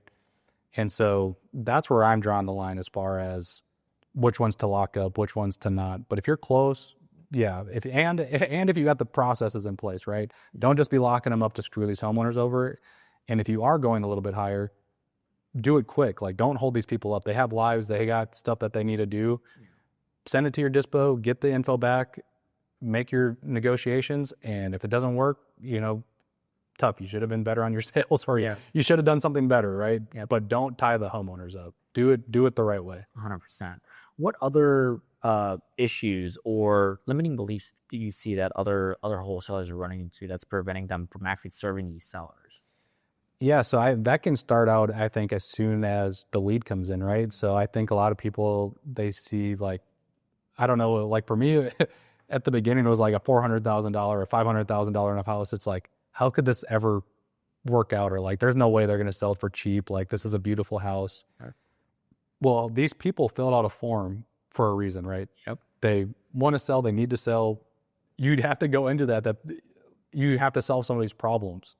And so for me, like when I'm doing affirmations in the morning or something, or writing stuff down, I'm always saying, like, I help everybody that I talk to. My words flow like water.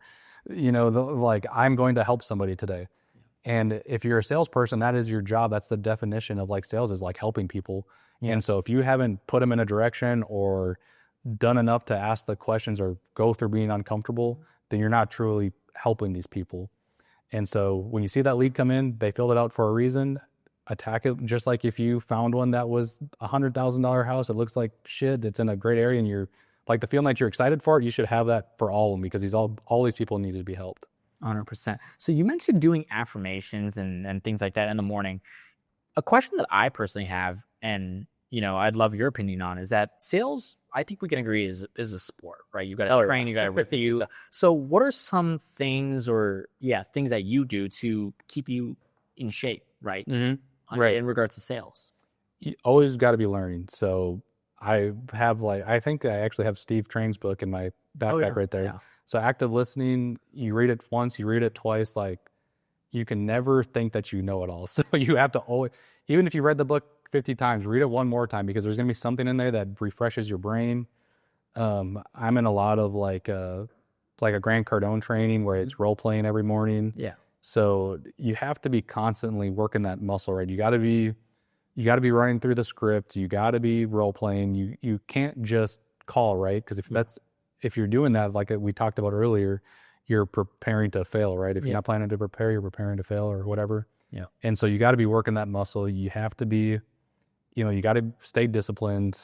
There's just so much that goes into it, more than just like having a phone call. Like if you want to really stay sharp and help people, you got to work that muscle. Yep. It's not only about staying sharp one time, it's staying sharp consistently. Exactly. Right? Yep. So, okay. The next thing I want to talk about is exit strategies, because you're clearly not just wholesale cash offers, right? Mm-hmm. So I want to really learn what other exit strategies you implement and how you go about them. Like, what makes a property qualify for a novation as opposed to just a cash, or vice versa? Sure. And so I won't technically claim to be maybe necessarily the expert for all these. I consider myself the sales guy, but I do share what you do. Yeah. So cash, obviously, main one that everybody does. That's going to be, ton of repairs, dilapidated, or ugly, ton of distress, like foreclosure, whatever. So that one is, I feel like, everybody's main one. They've like, look, that one makes sense, right? Yep. So cash, pretty simple. Subject to, that's going to be taking on their interest rate. So taking over their mortgage payment? Right, yeah, taking over their mortgage payment. I don't know, for what I find is that sell pretty quick is you want it to be somewhere around that 5% or under range for sure. So of entry? Or interest rate. Interest rate. Gosh. Yep. So you definitely want them to be 5% interest rate or under for it to make sense. Some sort of equity there. So like if their mortgage is like 180 or something, hopefully there's somewhere it's worth around maybe like 210 or something. So they got a little bit of equity to walk into. Yeah. So equity, little bit, small. Is there like a percentage you look at for equity? I don't know, to be honest. You don't know? No, I really don't. I honestly mainly just look at the interest rate. If it's 5% Or less. and down. And So also one other thing. So payments. So let's say they were at a 5.5% interest rate, but you're looking at their principal and interest, their PITI, and that is 15. Let's just, for example, it's 1,500. Yep. But the rent in that area is super high for some reason, and it's at 2,200. Well, then the interest rate doesn't matter so much as the payments work, right? Like this person can cash flow without having to really put a whole lot down to get into the property. Yeah. So those are things you're going to want to look at. They're going to be telltale signs. The other thing is, 2021 houses to 2023, you're going to find that a lot where the interest rates are still in that range. Yeah.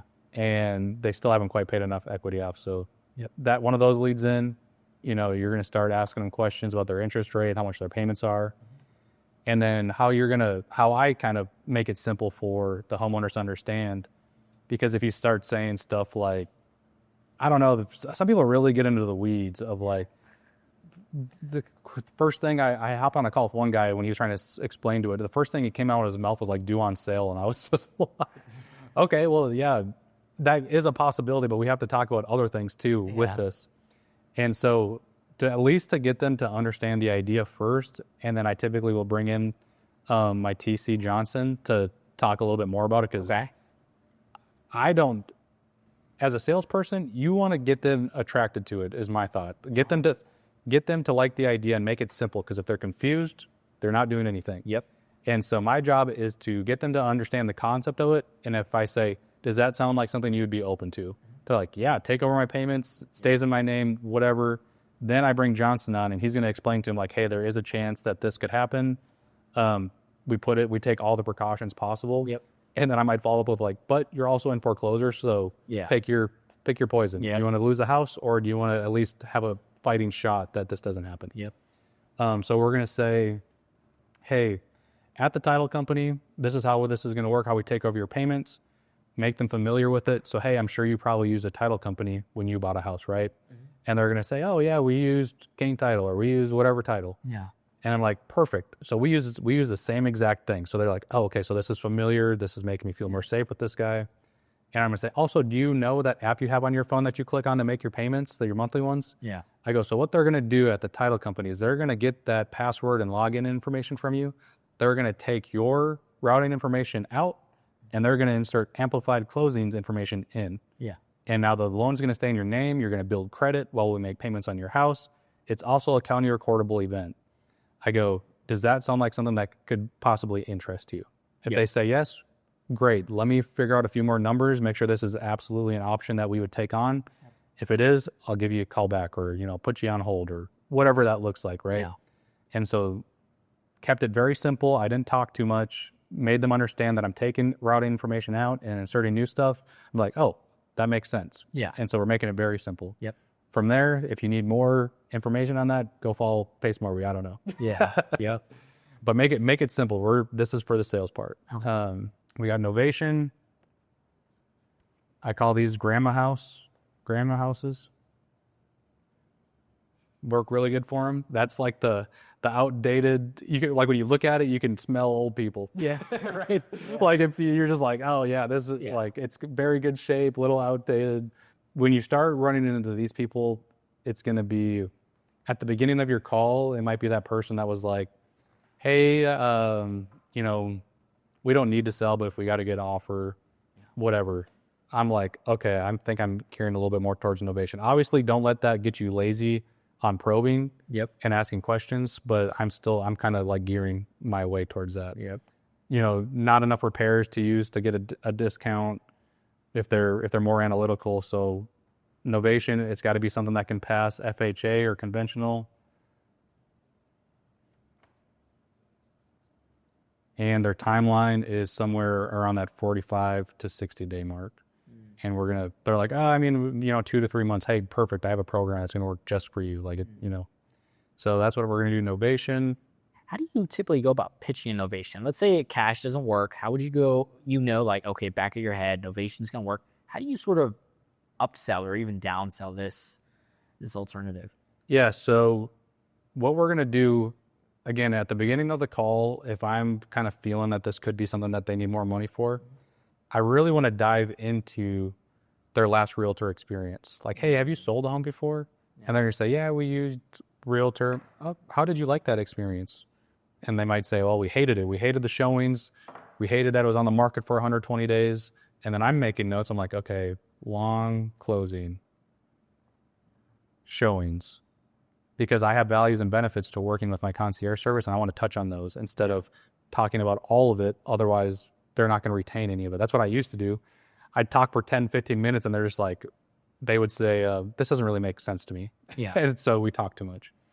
But we pitch the cash depending on where we're at, right? So it's a $250,000 house. My cash is 120. We need to be at 170, right? Yep. So I hit them at cash, and they're like, well, I could maybe do 180 or whatever. And so I'm going to say, if I had an option for you to be around that 160 to 170, is that something you could do? Yeah. And they say, yeah, we could do that. So I come back off, I put them on hold, see if I can get 170. I might say, hey, I completely understand that cash was a little bit low for you. I go, and that's exactly why we came up with our concierge service. We actually came up with this about 2 years ago. A lot of investment companies, they're kind of like a horse and pony show. They offer cash, and then they can't solve your problem, right? So they waste an hour of your time, get off the phone, and they're like, well, what the hell, that was a waste of my time, right? So we came up with this concierge service that helps homeowners get a little bit more money for their property. In this case, we can actually be at your $160,000 you're looking for.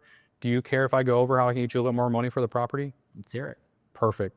So from there, they talked about, they didn't like showings, right? Yeah. So I go, hey, Ben, earlier in the conversation, you talked about how showings were a little bit of a concern to you. Yeah. Can you go over what your biggest concerns are with that? I just random people walking through my house all day, all night, bothering me. Right. And the last thing we want to do is bother you're in your home. That's your safe place, right? Yeah. And so whether we go cash route or we do this concierge service, I like to set expectations with my homeowners. We need 5 walkthroughs, right? I'm going to have to walk my partners through it, probably some sort of photographer if we haven't put eyes on it yet, contractors, an appraiser.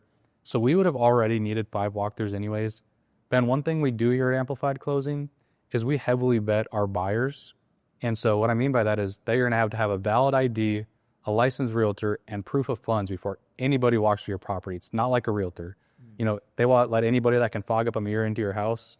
We're going to pride ourselves on fewer showings and more offers because the people that walk it are one step away from buying it. Do you have any concerns there? No. Perfect. And then I need to do a little teaching part here. So one thing I like to do is tell like a third-party story here too. And so they say, hey, we're not like really available. We don't like getting kicked out of the house. So I'll say, hey, so Ben, when I was a kid growing up in my little small town of Montevideo, we had 2 restaurants there. We had a Dairy Queen and a Subway. And every Sunday after church, my grandparents and my parents, we would go out to one of those 2 restaurants every Sunday. Yeah. So we knew Sundays between 1 to 3, we were going to be out of the house. Yeah. Do you have anything like that that you do with your family, that you go to a Dairy Queen or a Subway? Yeah, we can go somewhere. Cheesecake Factory or something. Okay. Yeah. So if you got a Sundays, I'll make sure that the buyers can only walk your property that day. Okay. If they're not willing to make time, they're probably not that serious in the first place. And so we'll really work around your schedule, Ben. Sounds good.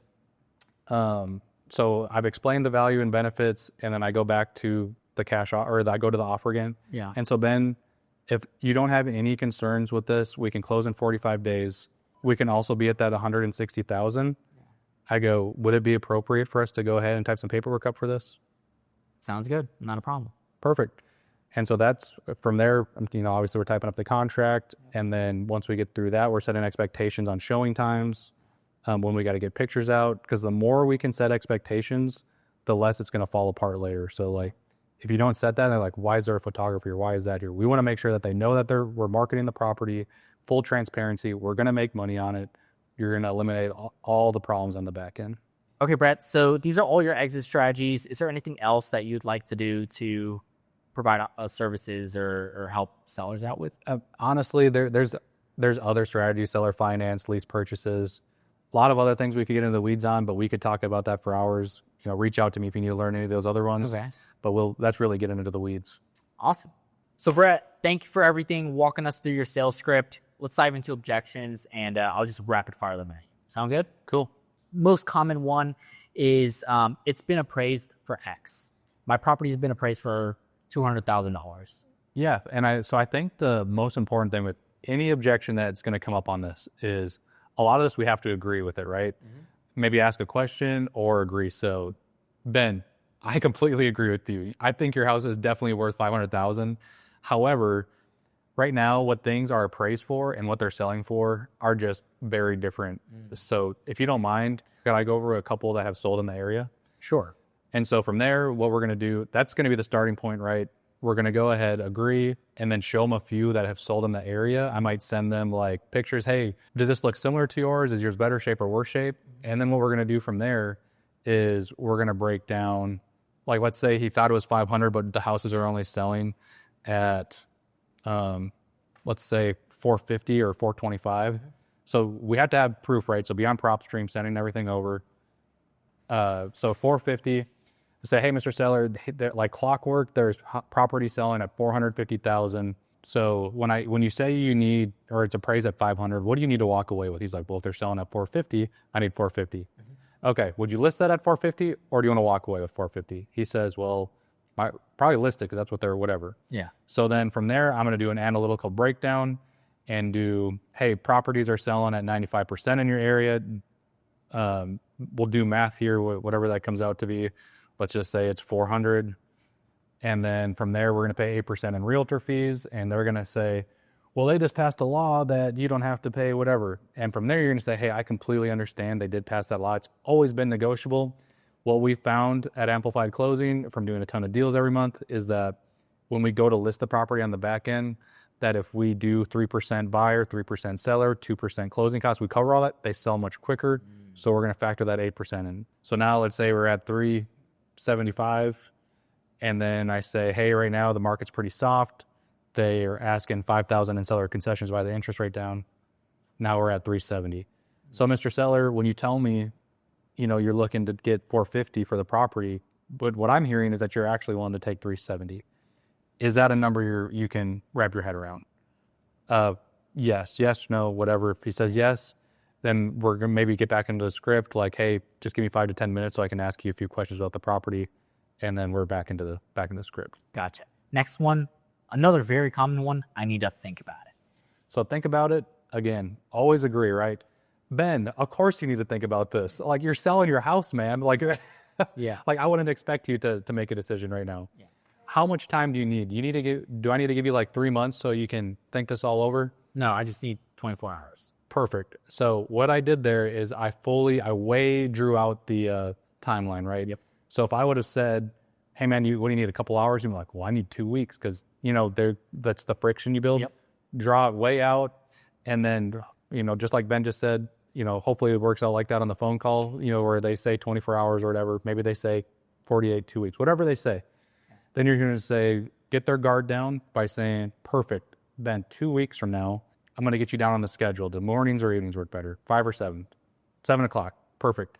In 2 weeks on Thursday at 7 o'clock, Ben, what were you going to go over in your head till then, just so I can be better prepared for our next meeting? Why do you ask it like that? As in, like, say that again. Like, so the part where you said, what do you need to think about just so I'd be prepared for my next? Gotcha. What we're doing there is we're going to isolate. So what they need to think about, nobody's going to actually go home and shut their eyes and like wait till their brain explodes because they're thinking so hard, right? So they're saying that because they want to delay it. They're like, man, this guy's about to close me. I do need to sell, but I'm a little nervous right now. Yeah. And so he just didn't say what he's just trying to get off the hook. So we're going to think that we're letting him, right? Yeah. And so we dropped his guard and we said that we drew it out. He thinks he's about to get off the phone. And we say, hey, what did you need to go over in your mind just so I'm better prepared for our next meeting? And now he's going to say, well, the price is just a little bit too low.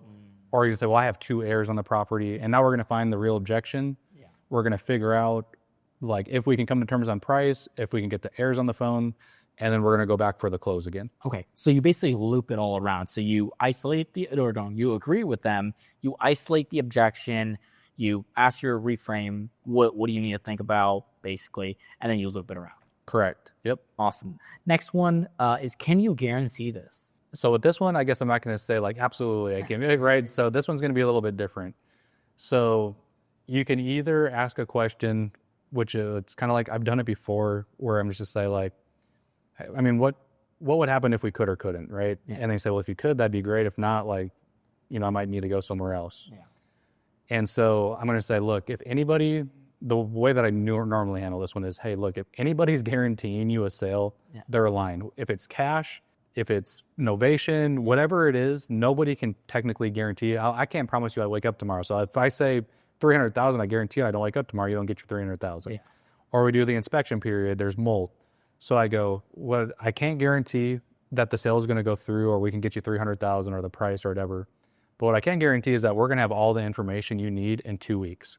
And what I mean by that is when we go through our inspection period, if the property is good, you're going to know, and we're going to move forward. And from there, the sale should be done, right? Yep. Or we're going to come back to you and say, hey, the repairs are a little bit more than we anticipated, and we need to be a little bit lower on price. And from there, you can tell me to kick rocks, or you can say, hey, you caught me. There's a hole in the roof. We didn't think you were going to catch that. Yeah. We'll take a little bit lower. So can't guarantee the sale, but what I can guarantee is you'll have all the information you need here in the next, 1 to 2 weeks. Awesome. Next one is, are you a wholesaler?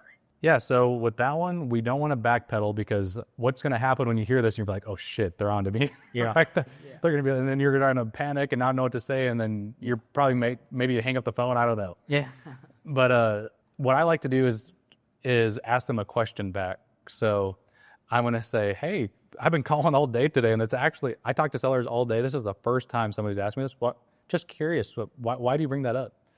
And then from there, they're going to say, well, I just talked to somebody and we found out that they were marketing the property and this, that, the other thing. Yeah. Like, oh, wow, they didn't tell you that they were doing that or whatever. Yeah.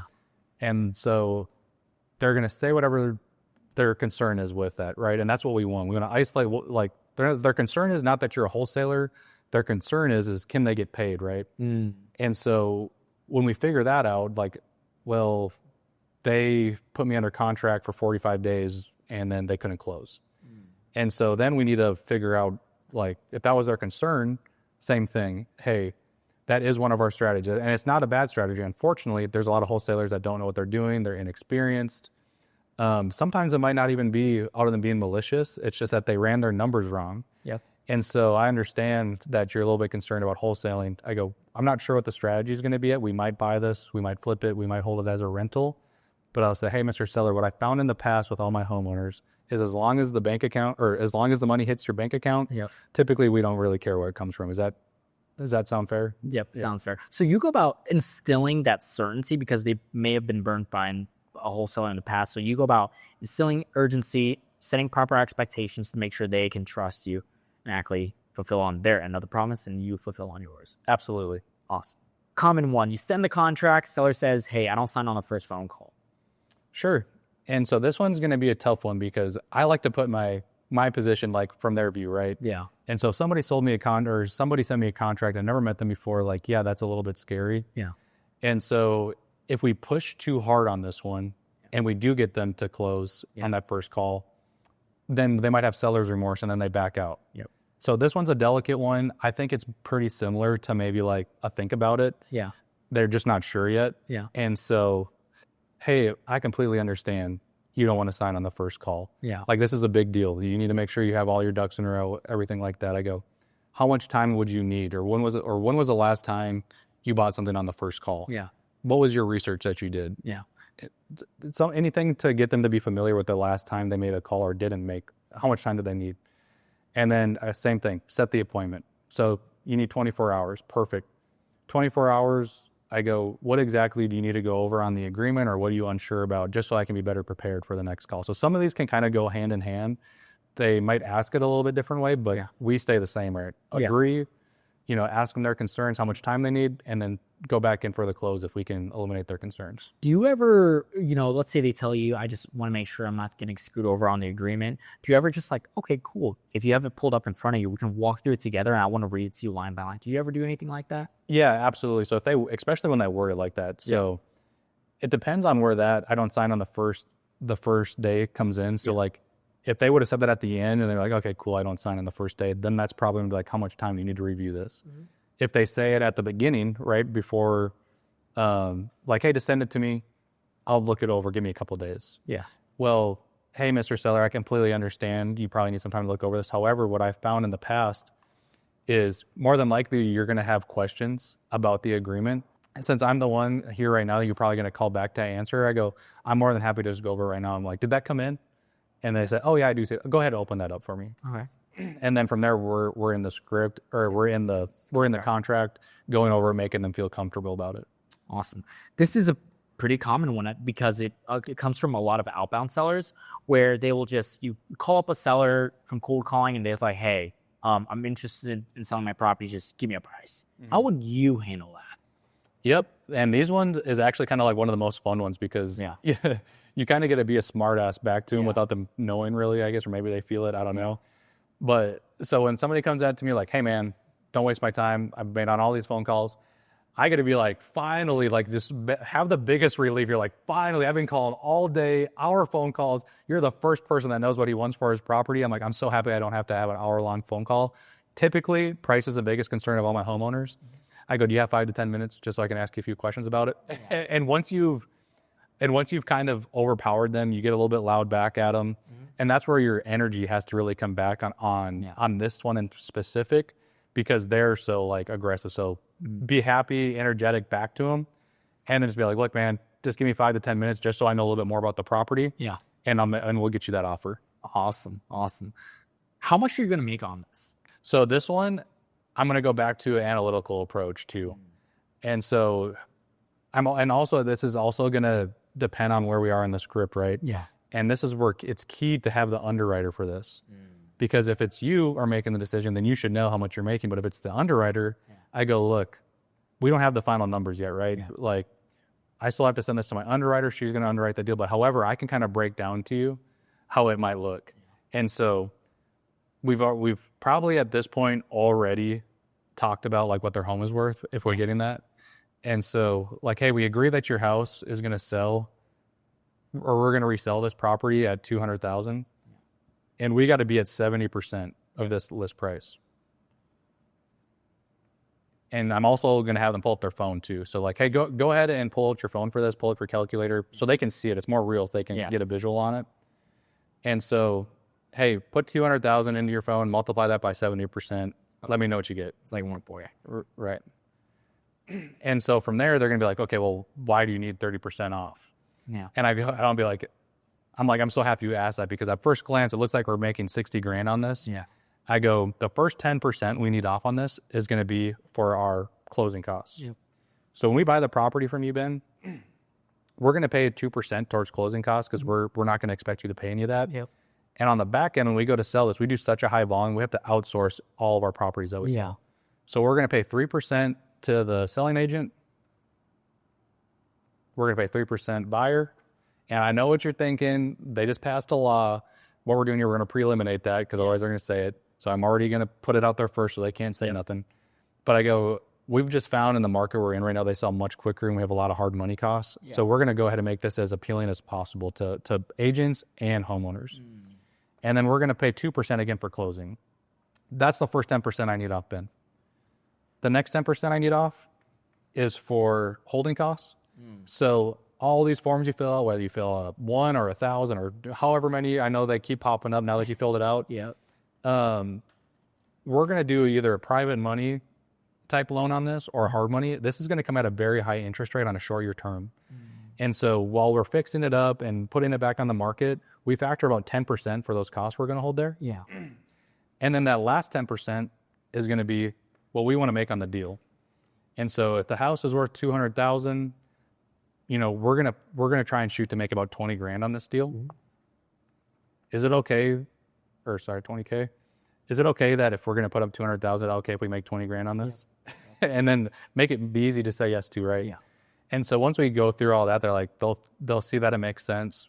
And then that's how I'll cover that. I'll just be transparent with them, show them the numbers and be like, hey, I don't necessarily know, but this is how my underwriter is going to look at it. So typically we shoot to make somewhere around 20K. Yeah, because I see a lot of wholesalers, they would try and steer away from that. Like they give zero transparency. Right. They don't even tell their acquisition managers sometimes how much they make on a deal. Right. Crazy to me, but besides the point. So for you, what have you noticed happen on your conversations when you started being way more transparent and actually walking sellers through these numbers? So for one, nobody does this, I don't think. Not a lot anyways. I actually got this from Travis. Yeah, and so what I find is I can say, I bet you the last person that gave you an offer, they didn't tell you about this, right? Yeah. Like, it's because they were inexperienced. They don't know how to run the numbers, so they're just shooting offers in the dark. But I go, this is where we run our numbers so we can be right around that 20,000. And they're just like, nobody's ever broken it down to me like that before. And it builds trust. And so the more transparent I've been with homeowners, I think they can feel that. Yeah. And that's how I think the transparency helps you convert a lot more deals. That's awesome. It's awesome. Next one, they look at the contract, they scroll down, they see the earnest money deposit, it's only $100, or I mean, I've seen some people put down $10. So they ask, why is EMD so low? How do you reply to that? Yeah, I'm like, I'm so happy you've seen that. And if you're getting that, you're not doing your job on explaining it, because you should tell them that that's what you're doing. Yeah. But if they catch it or whatever, it's going to come up at some point. Yeah. And so you're just going to say, hey, absolutely. And I go, I know, and they might have a realtor or something. That's probably why they caught it.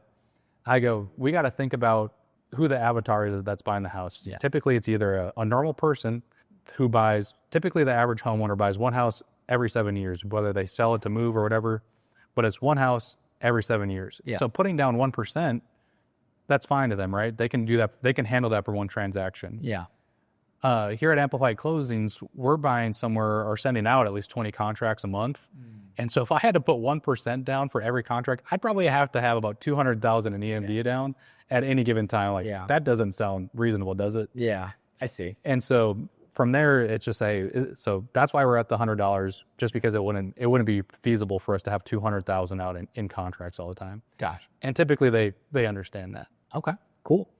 Next one is not exactly a word track, but it's a seller that's approaching you. They're super angry, they're rude, disrespectful, just right off the gate. Mm-hmm. I kind of associate that too a little bit with the guy that says, just give me an offer. Like, it's going to be kind of the same thing. Yeah.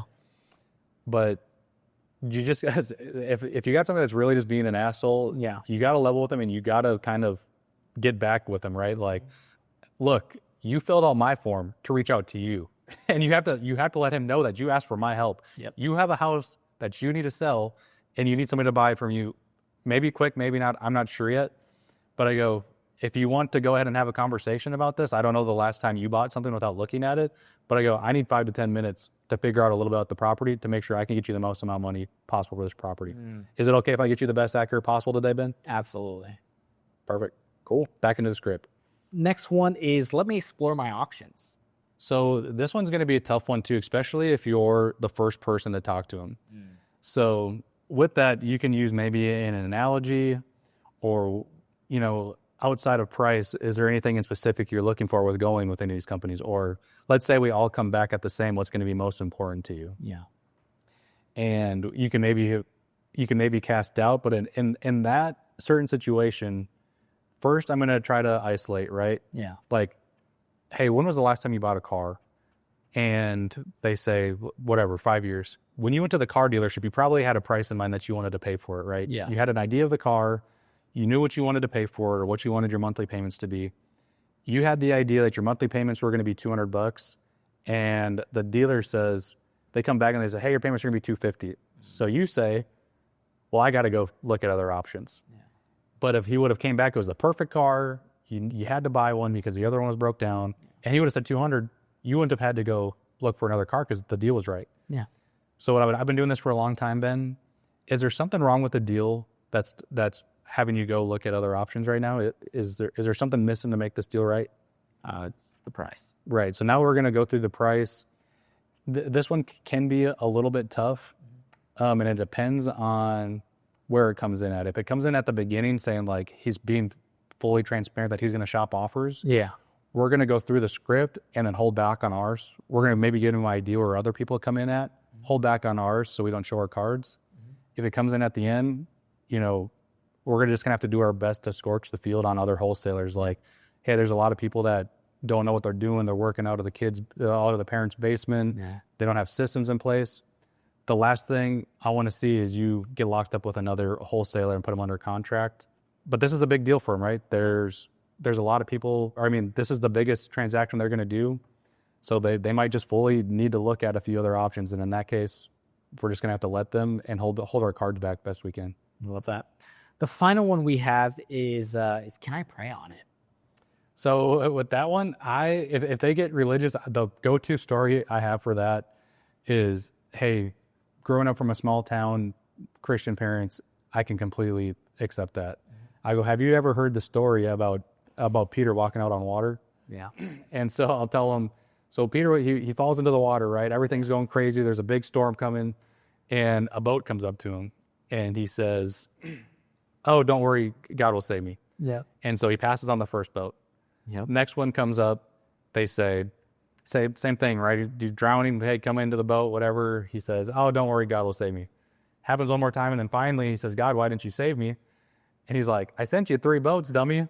And so I'm just like, hey, and I feel like it's always a sweet old lady. I'm like, hey, Miss Tammy, I would really hate for me to be your boat and you didn't hop in. Yeah. Yep. So Brett, that is absolutely brilliant. Thanks for sharing all of that. The final and bonus round that I want to ask you is if you could walk us through a live sales call recording, what you would do differently, what's good, what's bad, some takeaways that the viewer can get out of this. So is that something you're willing to share? Let's do it. I love doing these. Let's do it. Awesome. So this is a call we got here from a seller out of Ohio. We ended up turning this into an ovation. This is one of my newer guys here. And so this was one of his first calls. So this is like a perfect one for anybody else starting out to where you have a baseline. So we'll get into this. Let's do it. Hello. Hey, Rick. Did you get episode closing? Yeah. Yeah, I see the message that you had called earlier, so I wanted to return your call. Yes, sir. So, our first is reaching out because you filled out a form about possibly selling property at down the T617 Sperry Road. Or is that you got to sell that? Yeah. So one thing just early on in this conversation, he hasn't practiced enough, right? He's saying too many ums. He doesn't sound confident. This is going to lose a lot of credibility right off the start. So that first 5 seconds is crucial. Like you need to fire off with like, absolutely. You filled out our, like he said he had a missed call, right? He goes, absolutely. I was just trying to get back to you as soon as I could about that form you filled out about possibly selling your property at 123 Street. Just way too many ums. It's just this, that. You're losing credibility as we're jumping in. So that's where I was talking about earlier. You have to do the reps like to where it's, my words flow like water. My words flow like water. That's perfect. So I do have like 5 to 10 minutes. Do you have 5 to 10 minutes? Again, we do. It's not our time. It's the seller's time. So we're not making this about us. It's all about the seller. They're the one selling the house. Not I have 5 minutes. Hey, do you have 5? Did I catch you at a bad time or do you have 5 to 10 minutes? And so can I ask you more questions about the property? Yeah, go ahead. Awesome. So, first part of this call is just to get an idea of the relationship with the property. Like, are you living there? Yeah. 10.7 years. Oh, wow. Awesome. And then maybe just... So that is a very low level, like getting on their level, like, oh, wow, great. Like, I would probably have said something like, oh, man, you've lived there that long. This is probably, probably hard to part with, right? And then he's going to talk about, like, if he does have a good relationship or doesn't have a good relationship with the property. Why do you think he did that? The part where he just, okay, as opposed to what you said. Just because he's new yet. So he hasn't went through the reps. He hasn't quite learned everything. So it's going to be normal, right? Like your first call, you're nervous. Like even if you put in a ton of reps, it should alleviate it. But as soon as you get on that first call, like it's easy even right now, it's easy for us to sit here and critique. Yeah. But everybody starts off. Right? I have my own. You have your own. Everybody has their own. Exactly. So he's just new, probably a little nervous. What have you thinking about possibly working with us, with a cash buyer versus maybe listing it with a realtor? What was that? What had you thinking about, possibly working with a cash buyer versus maybe listing with a realtor? I don't want to list it with no realtor. Okay. I'm right the way, man. I want a cash buy. Cash buyer, yes, sir. All right, let's work. So one thing he could have done there, maybe a little bit better. I mean, that's good that he wants to work with a cash buyer. That's good news to us, but we don't know why, right? Yeah. And so instead of just saying like, well, why or whatever, like the way that he was aggressive about the realtor, I'm like, man, you sound pretty matter of fact about that. I go, did you have a bad experience? Yeah. Like make it funny, right? Because then it doesn't feel like we're probing. That just makes it more of a natural conversation.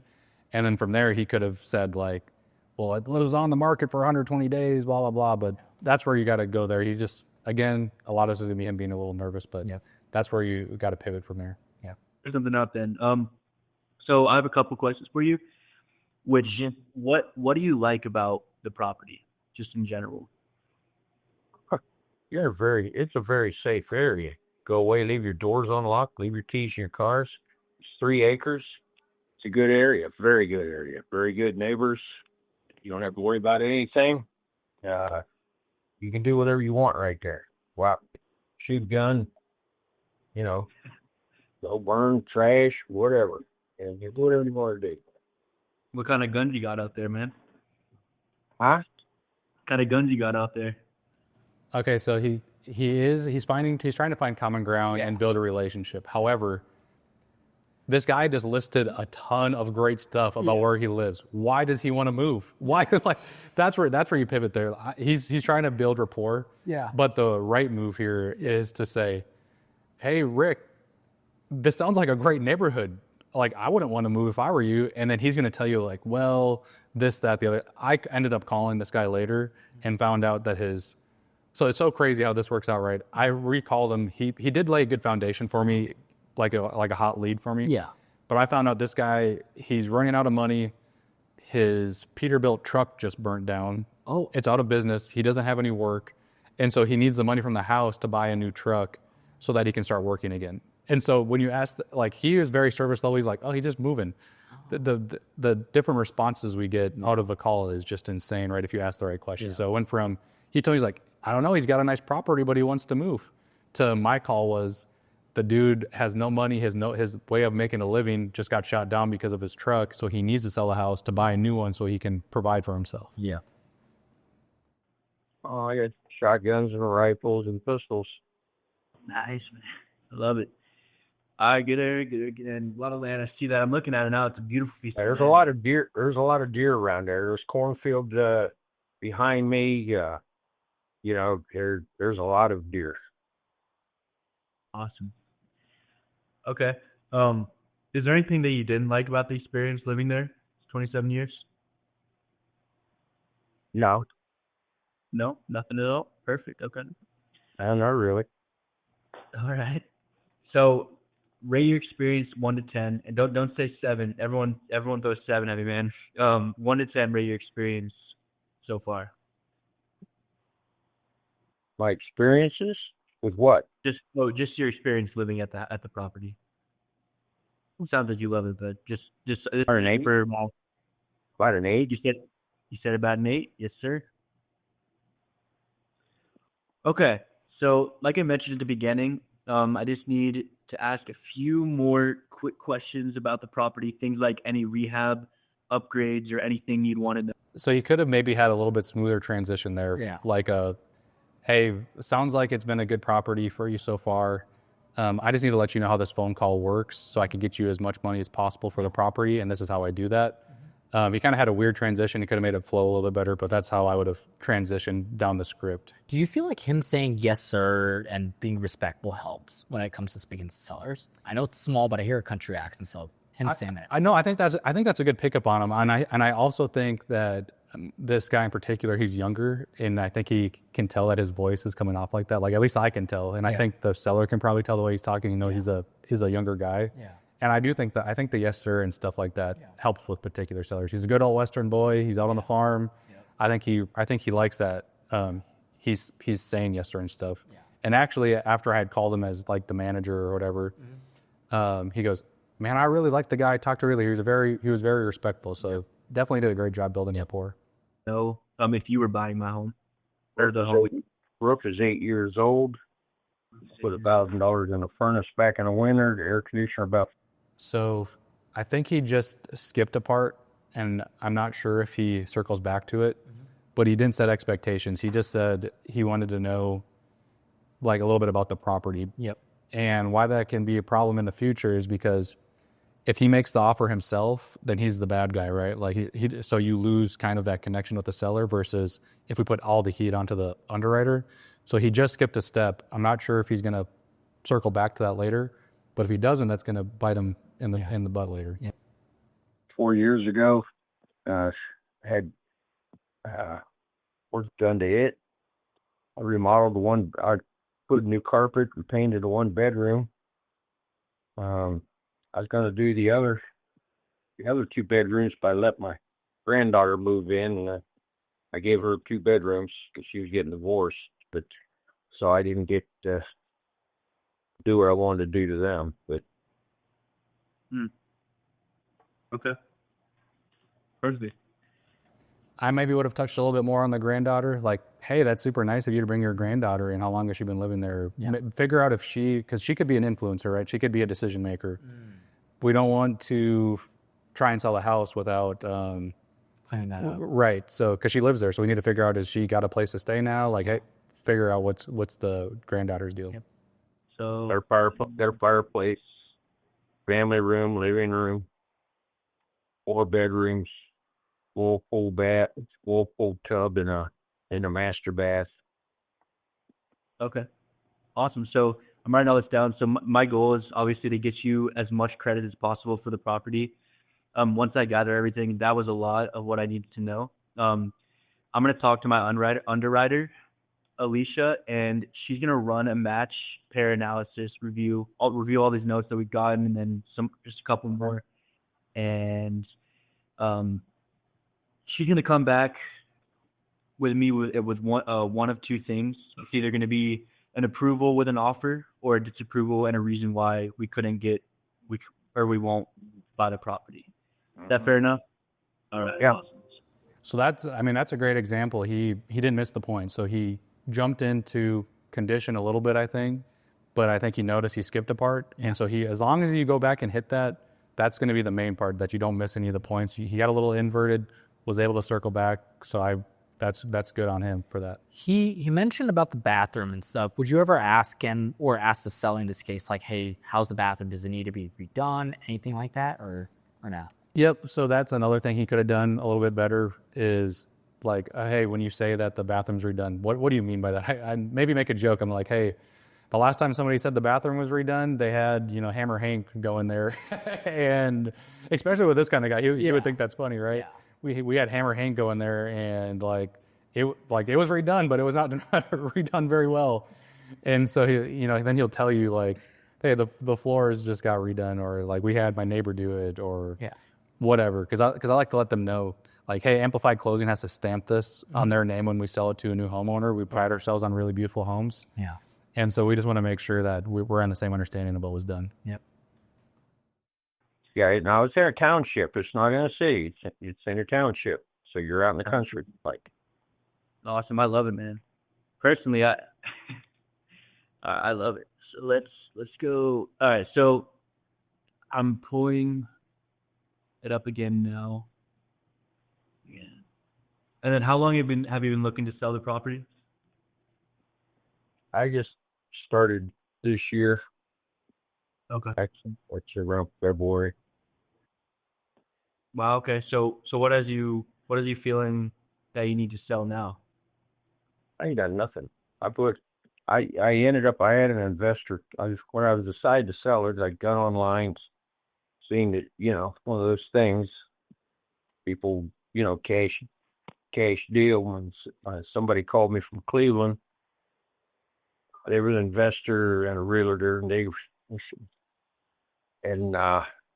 they met my price, and then they just jacked around on it. And we were supposed to actually close in April, but here they didn't sign the contract. Okay. And even with, I don't know, their clientele or whatever, they had a lot of people interested that just Nobody jumped. But I had a guy here a month, not even. So, I mean, we got to let the guy talk, but some questions that popped into my head there, well, and a few other critiques I have, is it's so crazy how saying things different or the way your tone is when you ask people, or if you've practiced. Yeah. Like he tried to do the, like, man, this is a beautiful property. How long you been thinking about selling it? But when you say it all choppy and everything, the guy, he doesn't feel it the same way, right? confused. Yeah, he was just like, a year? And so, and he replied with, oh, wow. Sounds good. Yeah, it sounds good. I guess why now or whatever. Yeah. But if you can say that with like enthusiasm, you got to like really put it behind it. Like, dang, Rick, you've been thinking about this for a year. You put a lot of thought into this. Yeah. Like, why now? And that is a very different than saying it like, what did the script say or whatever. So it's crucial. You have to practice. Like, you have to have it down, and you have to make these reps. You have to role play. Mm-hmm. So when you get to that point, you can actually pull the information out. And then questions that in my head that I'm writing down is the investor wasted time. Yep. What do you think caused it to fall through, are things that are going through my head. But he's doing the right thing. Yeah. I don't know whether he knows it or not by letting the guy talk and not cutting him off. But in my head, that's what I'm thinking is, why did it fall through? I agree on that. And I heard a few things as well, where when he said when he got the timeline, hey, I've been trying to sell since the beginning of the year, since February. I think that was amazing what he did from him. Yeah. I had a few ones where it's like, sounds like there's competition. Yep. So so I'm curious, how would you handle that? Like, as soon as you hear a seller say like, hey, I've worked with some other wholesalers or real estate people in the past, how would you handle that? So in my head, I'm just trying to figure out, why didn't it sell, right? Like, is this something that we want to take a stab at, and at what price, right? Because if we're at what we think is going to work, but it didn't sell, like, why didn't it? And why does he think? Like, I want his perspective. Like, hey, I mean, sounds like you had a lot of activity. I mean, you personally, why do you think it didn't sell? Yeah. Because we want them to say something about the price is what I'm trying to get out of them, because it's probably overpriced. Yeah. And then, like, hey, how would it feel to have to go through all that again? Like, if we could alleviate that, would that benefit you? Mm-hmm. And then once we get them to admit that, we say, okay, well, so we don't string you along for 6 months like last time. This is why we have to be at this price, because we actually want to get you real money in your pocket so you can get that truck and start back to work again. I love that. Even a month and a half ago on the rain, a realtor called me. So I ain't mess with it, you know what I mean? Or you take it off the list. So I haven't even tried. And then a month and a half ago, a realtor called me and says, hey, is your property still for sale? And I go, well, yeah. So I'm not advertising it or anything. So he had a client that wanted to come and look at it. So they came out. And then a couple of days later, they called back and he wanted to come back out again and look. So he did. And then the next day, the realtor says, man, they really want the property. They really want it. They like it. They brought some friends with them and they all liked it. That's good. He says, well, I want to make an offer. And I said, well, you already know what I want. So he offered me $30,000 less. And I said, absolutely not. Well, then he came up to my price. And then he turned around and was talking that I'd have to pay $14,000 for closing costs and this and that. And I go, absolutely not. I told you straight up, I'm not paying no closing costs. I'm not paying nothing. And then I said, I'm selling it cheap enough to where, it's well under a month value. Okay. So, just real. So he had more to say. He's probably feeling like he hasn't said enough yet to try and sell himself. Maybe is maybe what he's thinking. The rep, but we can't cut him off because he might have been about to say a little bit more pertinent information that we needed. So let the seller talk. Like I know it can get to a point where you have to push the sale forward. Yeah, but that wasn't the time. That wasn't the time to do it. We have to do it after he's finished talking. Yeah. He also said, like, no closing costs. He doesn't want to pay any. I think something you would have done, correct me if I'm wrong, is that when the seller said $14,000 in closing costs, I feel like you would have expanded out. You were like, 14,000. Yeah, like, man, you were gonna pay them that much, and then you would have been like, well, hell no, that's why I'm looking for a cash offer. And then we dug into more pain on like, oh, hey, well, cash is your route then if you don't want to pay that. Yeah. And then another thing, I don't know if it's going to come up or not. If something had fell through before, something I like to do, like let's say, well, we had somebody under contract at 250, but then the financing fell through. Dude, that to me is like sometimes the biggest law ball of or not an objection, but like an indicator that they're priced too high. And what I say to them on that is I go, look, the reason that your property is falling out at financing is because when the bank underwrites the deal, they need to make sure that if they stop making payments, that the house is still worth what they owe. Yeah. And so the reason that the financing is falling through is because the house isn't worth that. Yeah. And so when they feel that, I'm like, so we can keep trying to do the 250, but that might be what you're trying to get. But I go, all we're going to do is keep stringing you along, and the bank's going to keep telling them that it's not worth it, and financing is going to fall through. So at some point, we're going to have to figure out, what do you need for your property to get this truck? So you go about educating the seller on the process. Yep, for sure. Understood. But before we So I got mad. I got mad at him, and then there's the door. all right, He tried to tell me, well, you can't sell it yourself. It's against the law. I go, no, it's not against the law to sell it myself. I see straight across the field was my son-in-law's mother, and she was over at the house, and she told me she sold her house without anybody. And I talked to people in Sandusky up there, where you have to go in and change the deed. They said, no, you don't need nobody. Talked to finance company. They said same thing. You don't need nobody. And 4 or 5 other people told me the same. I told this guy, I said, so you're telling me about 7, 8 people that told me I don't need anybody? They're all liars? So you're calling me a liar? I said, there's the door. The deal's off. Get the hell out of my house. I love it, man. Yeah, you're in my house, man. Yeah, I love it. All right, so before. So obviously you could tell he's nervous still on the phone, so that's going to be a comment on the call. But when he brought up selling the property himself, I'm probably going to ask him why he does it, to just do that. Yeah. Like, hey, all these people I've told you to sell your house, I'm like, have you thought about maybe just trying it? Yeah. And then he's gonna tell you more than likely, well, dude, I don't want to deal with handling all that. I just want a cash offer, it be done with. I don't want to handle the showings and coordinating myself. Yeah. But it's important for him to say it out loud. It's important for him to feel it and say it. So we have to ask that question. So that would have been a question I'm 100% asking right there. I noticed he also says, love it a lot.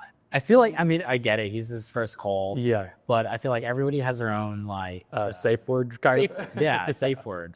It's not that big of a deal. I'm just, anyways. No, yeah, I see that too. He keeps saying it instead of like, and that's where, again, if you're not practiced on the script, you're going to be so focused on looking at the paper on like, where am I at, versus if you just are hitting it every single day. Yeah. You can listen to the seller, and that's what his biggest holdup right now, is being so focused on the script and not have practice with it enough. I think with time, he's going to be able to self role play. So, he's going to be driving or showering or whatever the case is, and he's going to like role play conversations in his own head, right? Overcome them. So I think that's something that he's going to do, and he's going to become incredible at it. Right. we get to our price, obviously got to put everything in, but just real quick, is there anybody else that would need to have any input on selling your property today? As what? Interest? Anybody else? Any input, like anyone you need to ask? No, I don't need to ask anybody anything. Hi. I tried to think before I called you. I just got off with a guy out of California. He's interested, and he made me an offer, but he's still $10,000 under what I want. So, okay. So what? He said, "Well, I'll call you back in a couple days." I said, "Well, if you're not gonna give me what I want, don't bother to call." I said, "Because I'm not changing my mind." Okay. So what is that price that you say your ideal price is? I told him the least I would go on it is $255. I won't go a penny under. Okay. And that's been dropped because I even wanted more than that. I wanted 265, but I brought it to 255. Yeah. No, I hear you 100%. So One thing you can do there too, because he sounds very firm in his price. If he wouldn't have said if he wouldn't have went to the 265, my question would have been like, man, this 255 seems pretty specific. I go, what brought you to that number? Yeah. And then he's going to say, he could talk about the trucks there, or he could talk about like an appraisal, but we need to figure out why he's stuck on a number. Now, when he went up to 265, he's like, I was at 265. I might have asked like, oh, okay, you're at 265. Like, why the $10,000 discount? Yeah. And then he's going to say, he might bring up something about the flooring, or like, I just really need to sell it now. So I'm trying to, but there's some sort of discovery question you can ask there. Yep. And that's what I would have done after I heard the 265, after he finished talking. It was like, hey, Rick, you mentioned 265 and you went down to 255. Was there a reason you gave that discount out? And then he's gonna tell you why he did that. I'm gonna tell you right now, just I've been doing this long enough.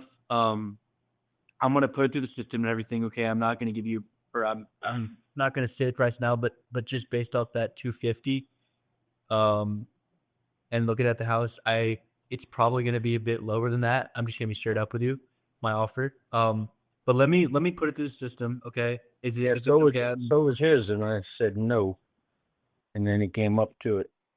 Well, he came up. Okay. Come up enough. Okay. I'm gonna go ahead. Can I put you on a brief 3 to 5 minute hold? I'm gonna put it through my system, put it through my acquisition calculator. Get Alicia to look through everything about the house, and then I will come back to you with a good solid price. Okay. All right. 3 to 5 minutes. Okay, so a couple of things there. We skipped timeline, so we don't know, like, hey, if we came to terms today, is he actually ready to sign, right? We don't know if novation works yet because, again, we didn't get timelines. So we missed a few things there. Did we get much of condition? No, we did. He did at the beginning, but not enough. So like he got a little inverted, and then that's when he jumped back. But like we don't really know anything about the house other than like he said that he's like, well, I painted them and this, that, the other thing, but he didn't really actually. It's kind of like when somebody says, oh, there's a bedroom, there's a kitchen, there's a living room. They talk a lot without actually telling you anything about the property. It's kind of what he did. So we don't know if we can get any discounts yet because of repairs. We don't know if we gave him the right price, if he'd even be willing to move forward yet. And so at this point, we're kind of wasting our time with this pause because let's say hey, if we got the 255, are you ready to sell? We don't know. So now we just like, hey, we can do 255. And he might just be like, okay, well, I need 3 months or whatever. So there's a few things that he missed where this offer isn't going to hold a lot of weight. Another thing I see potentially happening is, let's just say hypothetically he could agree on the 255. The seller comes back and is going to be like, oh, I got 4 other people I'm talking to. I think give you even more than 255. I'll sign. I'm like, oh. Yep, exactly. So we have to. That's why we have to absolutely, like, hey, that's why that tie down is so important. That's a great point you bring up because that will happen too. They're like, oh, I just was figuring I do have higher offers, and they'll kind of get you like that. You know what I mean? And maybe they do it even if you get the tie down. They might just to see what you're going to offer. But it's important to do it every time versus not do it. Like build that muscle of doing it right every single time. For his first call, he's doing great. Yeah, His first call, he's doing pretty well. Yeah, he is. He does pretty good. Thank you. Oh, and then one other thing, the calculator. He's heard me say that before. You say acquisitions calculator? No, I don't. No, that's what it's labeled on the sheet though. But the way that I say it is if I'm more into the analytical person and they're wondering about pricing and they're like going to be like, oh, it doesn't cost that much.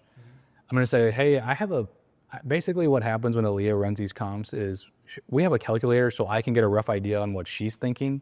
Again, I'm on their team, right? Yeah. And they're being tough on giving me the price and whatever. So I want to get something out of them. Yeah. And so I'll be like, I have a calculator. I'm like, we have this down to a science. So we put in your square footage. You've told me it needs the AC, so I'm checking yes. And I'll be like, it says it's going to be $6,000 for a whole new HVAC system. And they're like, that sounds about right. And then we'll do the roof. And they're like, that sounds about right. I'm like, I'm telling you, like as they keep saying yes, I'm like, I'm telling you, this thing is exact as can be. Wouldn't you agree? Yeah. And they're like, yeah, this thing is pretty spot on. Yeah. And so I use that calculator as a tool sometimes and be like, so it's spitting out, we got about $45,000 worth of repairs. Yeah. I'm like, are we both on the same page there? Yeah. Because I don't want to just assume it, right? I want to make sure that I'm being fair with them. Mm-hmm. Does the $45,000 seem fair for the repairs? And when they say yes, then later they can't be like, well, where is that number coming from? Yep. But that's, again, it's so important how you say things. It's not what you say, it's how you say it. Like, yep. He seen me do the calculator, he tried it, but that was very different. Saying, let me look at my acquisition calculator versus, hey, we have a calculator that has it down to a science on what we need to do for repairs on your property. It's two very different things. Yeah. Our reps are done. He's a man. I'm sorry? I talked to Jennifer, told us it's done. I just made a big thing of zucchini and squash. Dude, yeah. I love doing these calls. Using them. Good. All right. 3 to 5 minutes, man. All right, boom. You just put a actual hole? Huh? Is that like hold music? Yeah.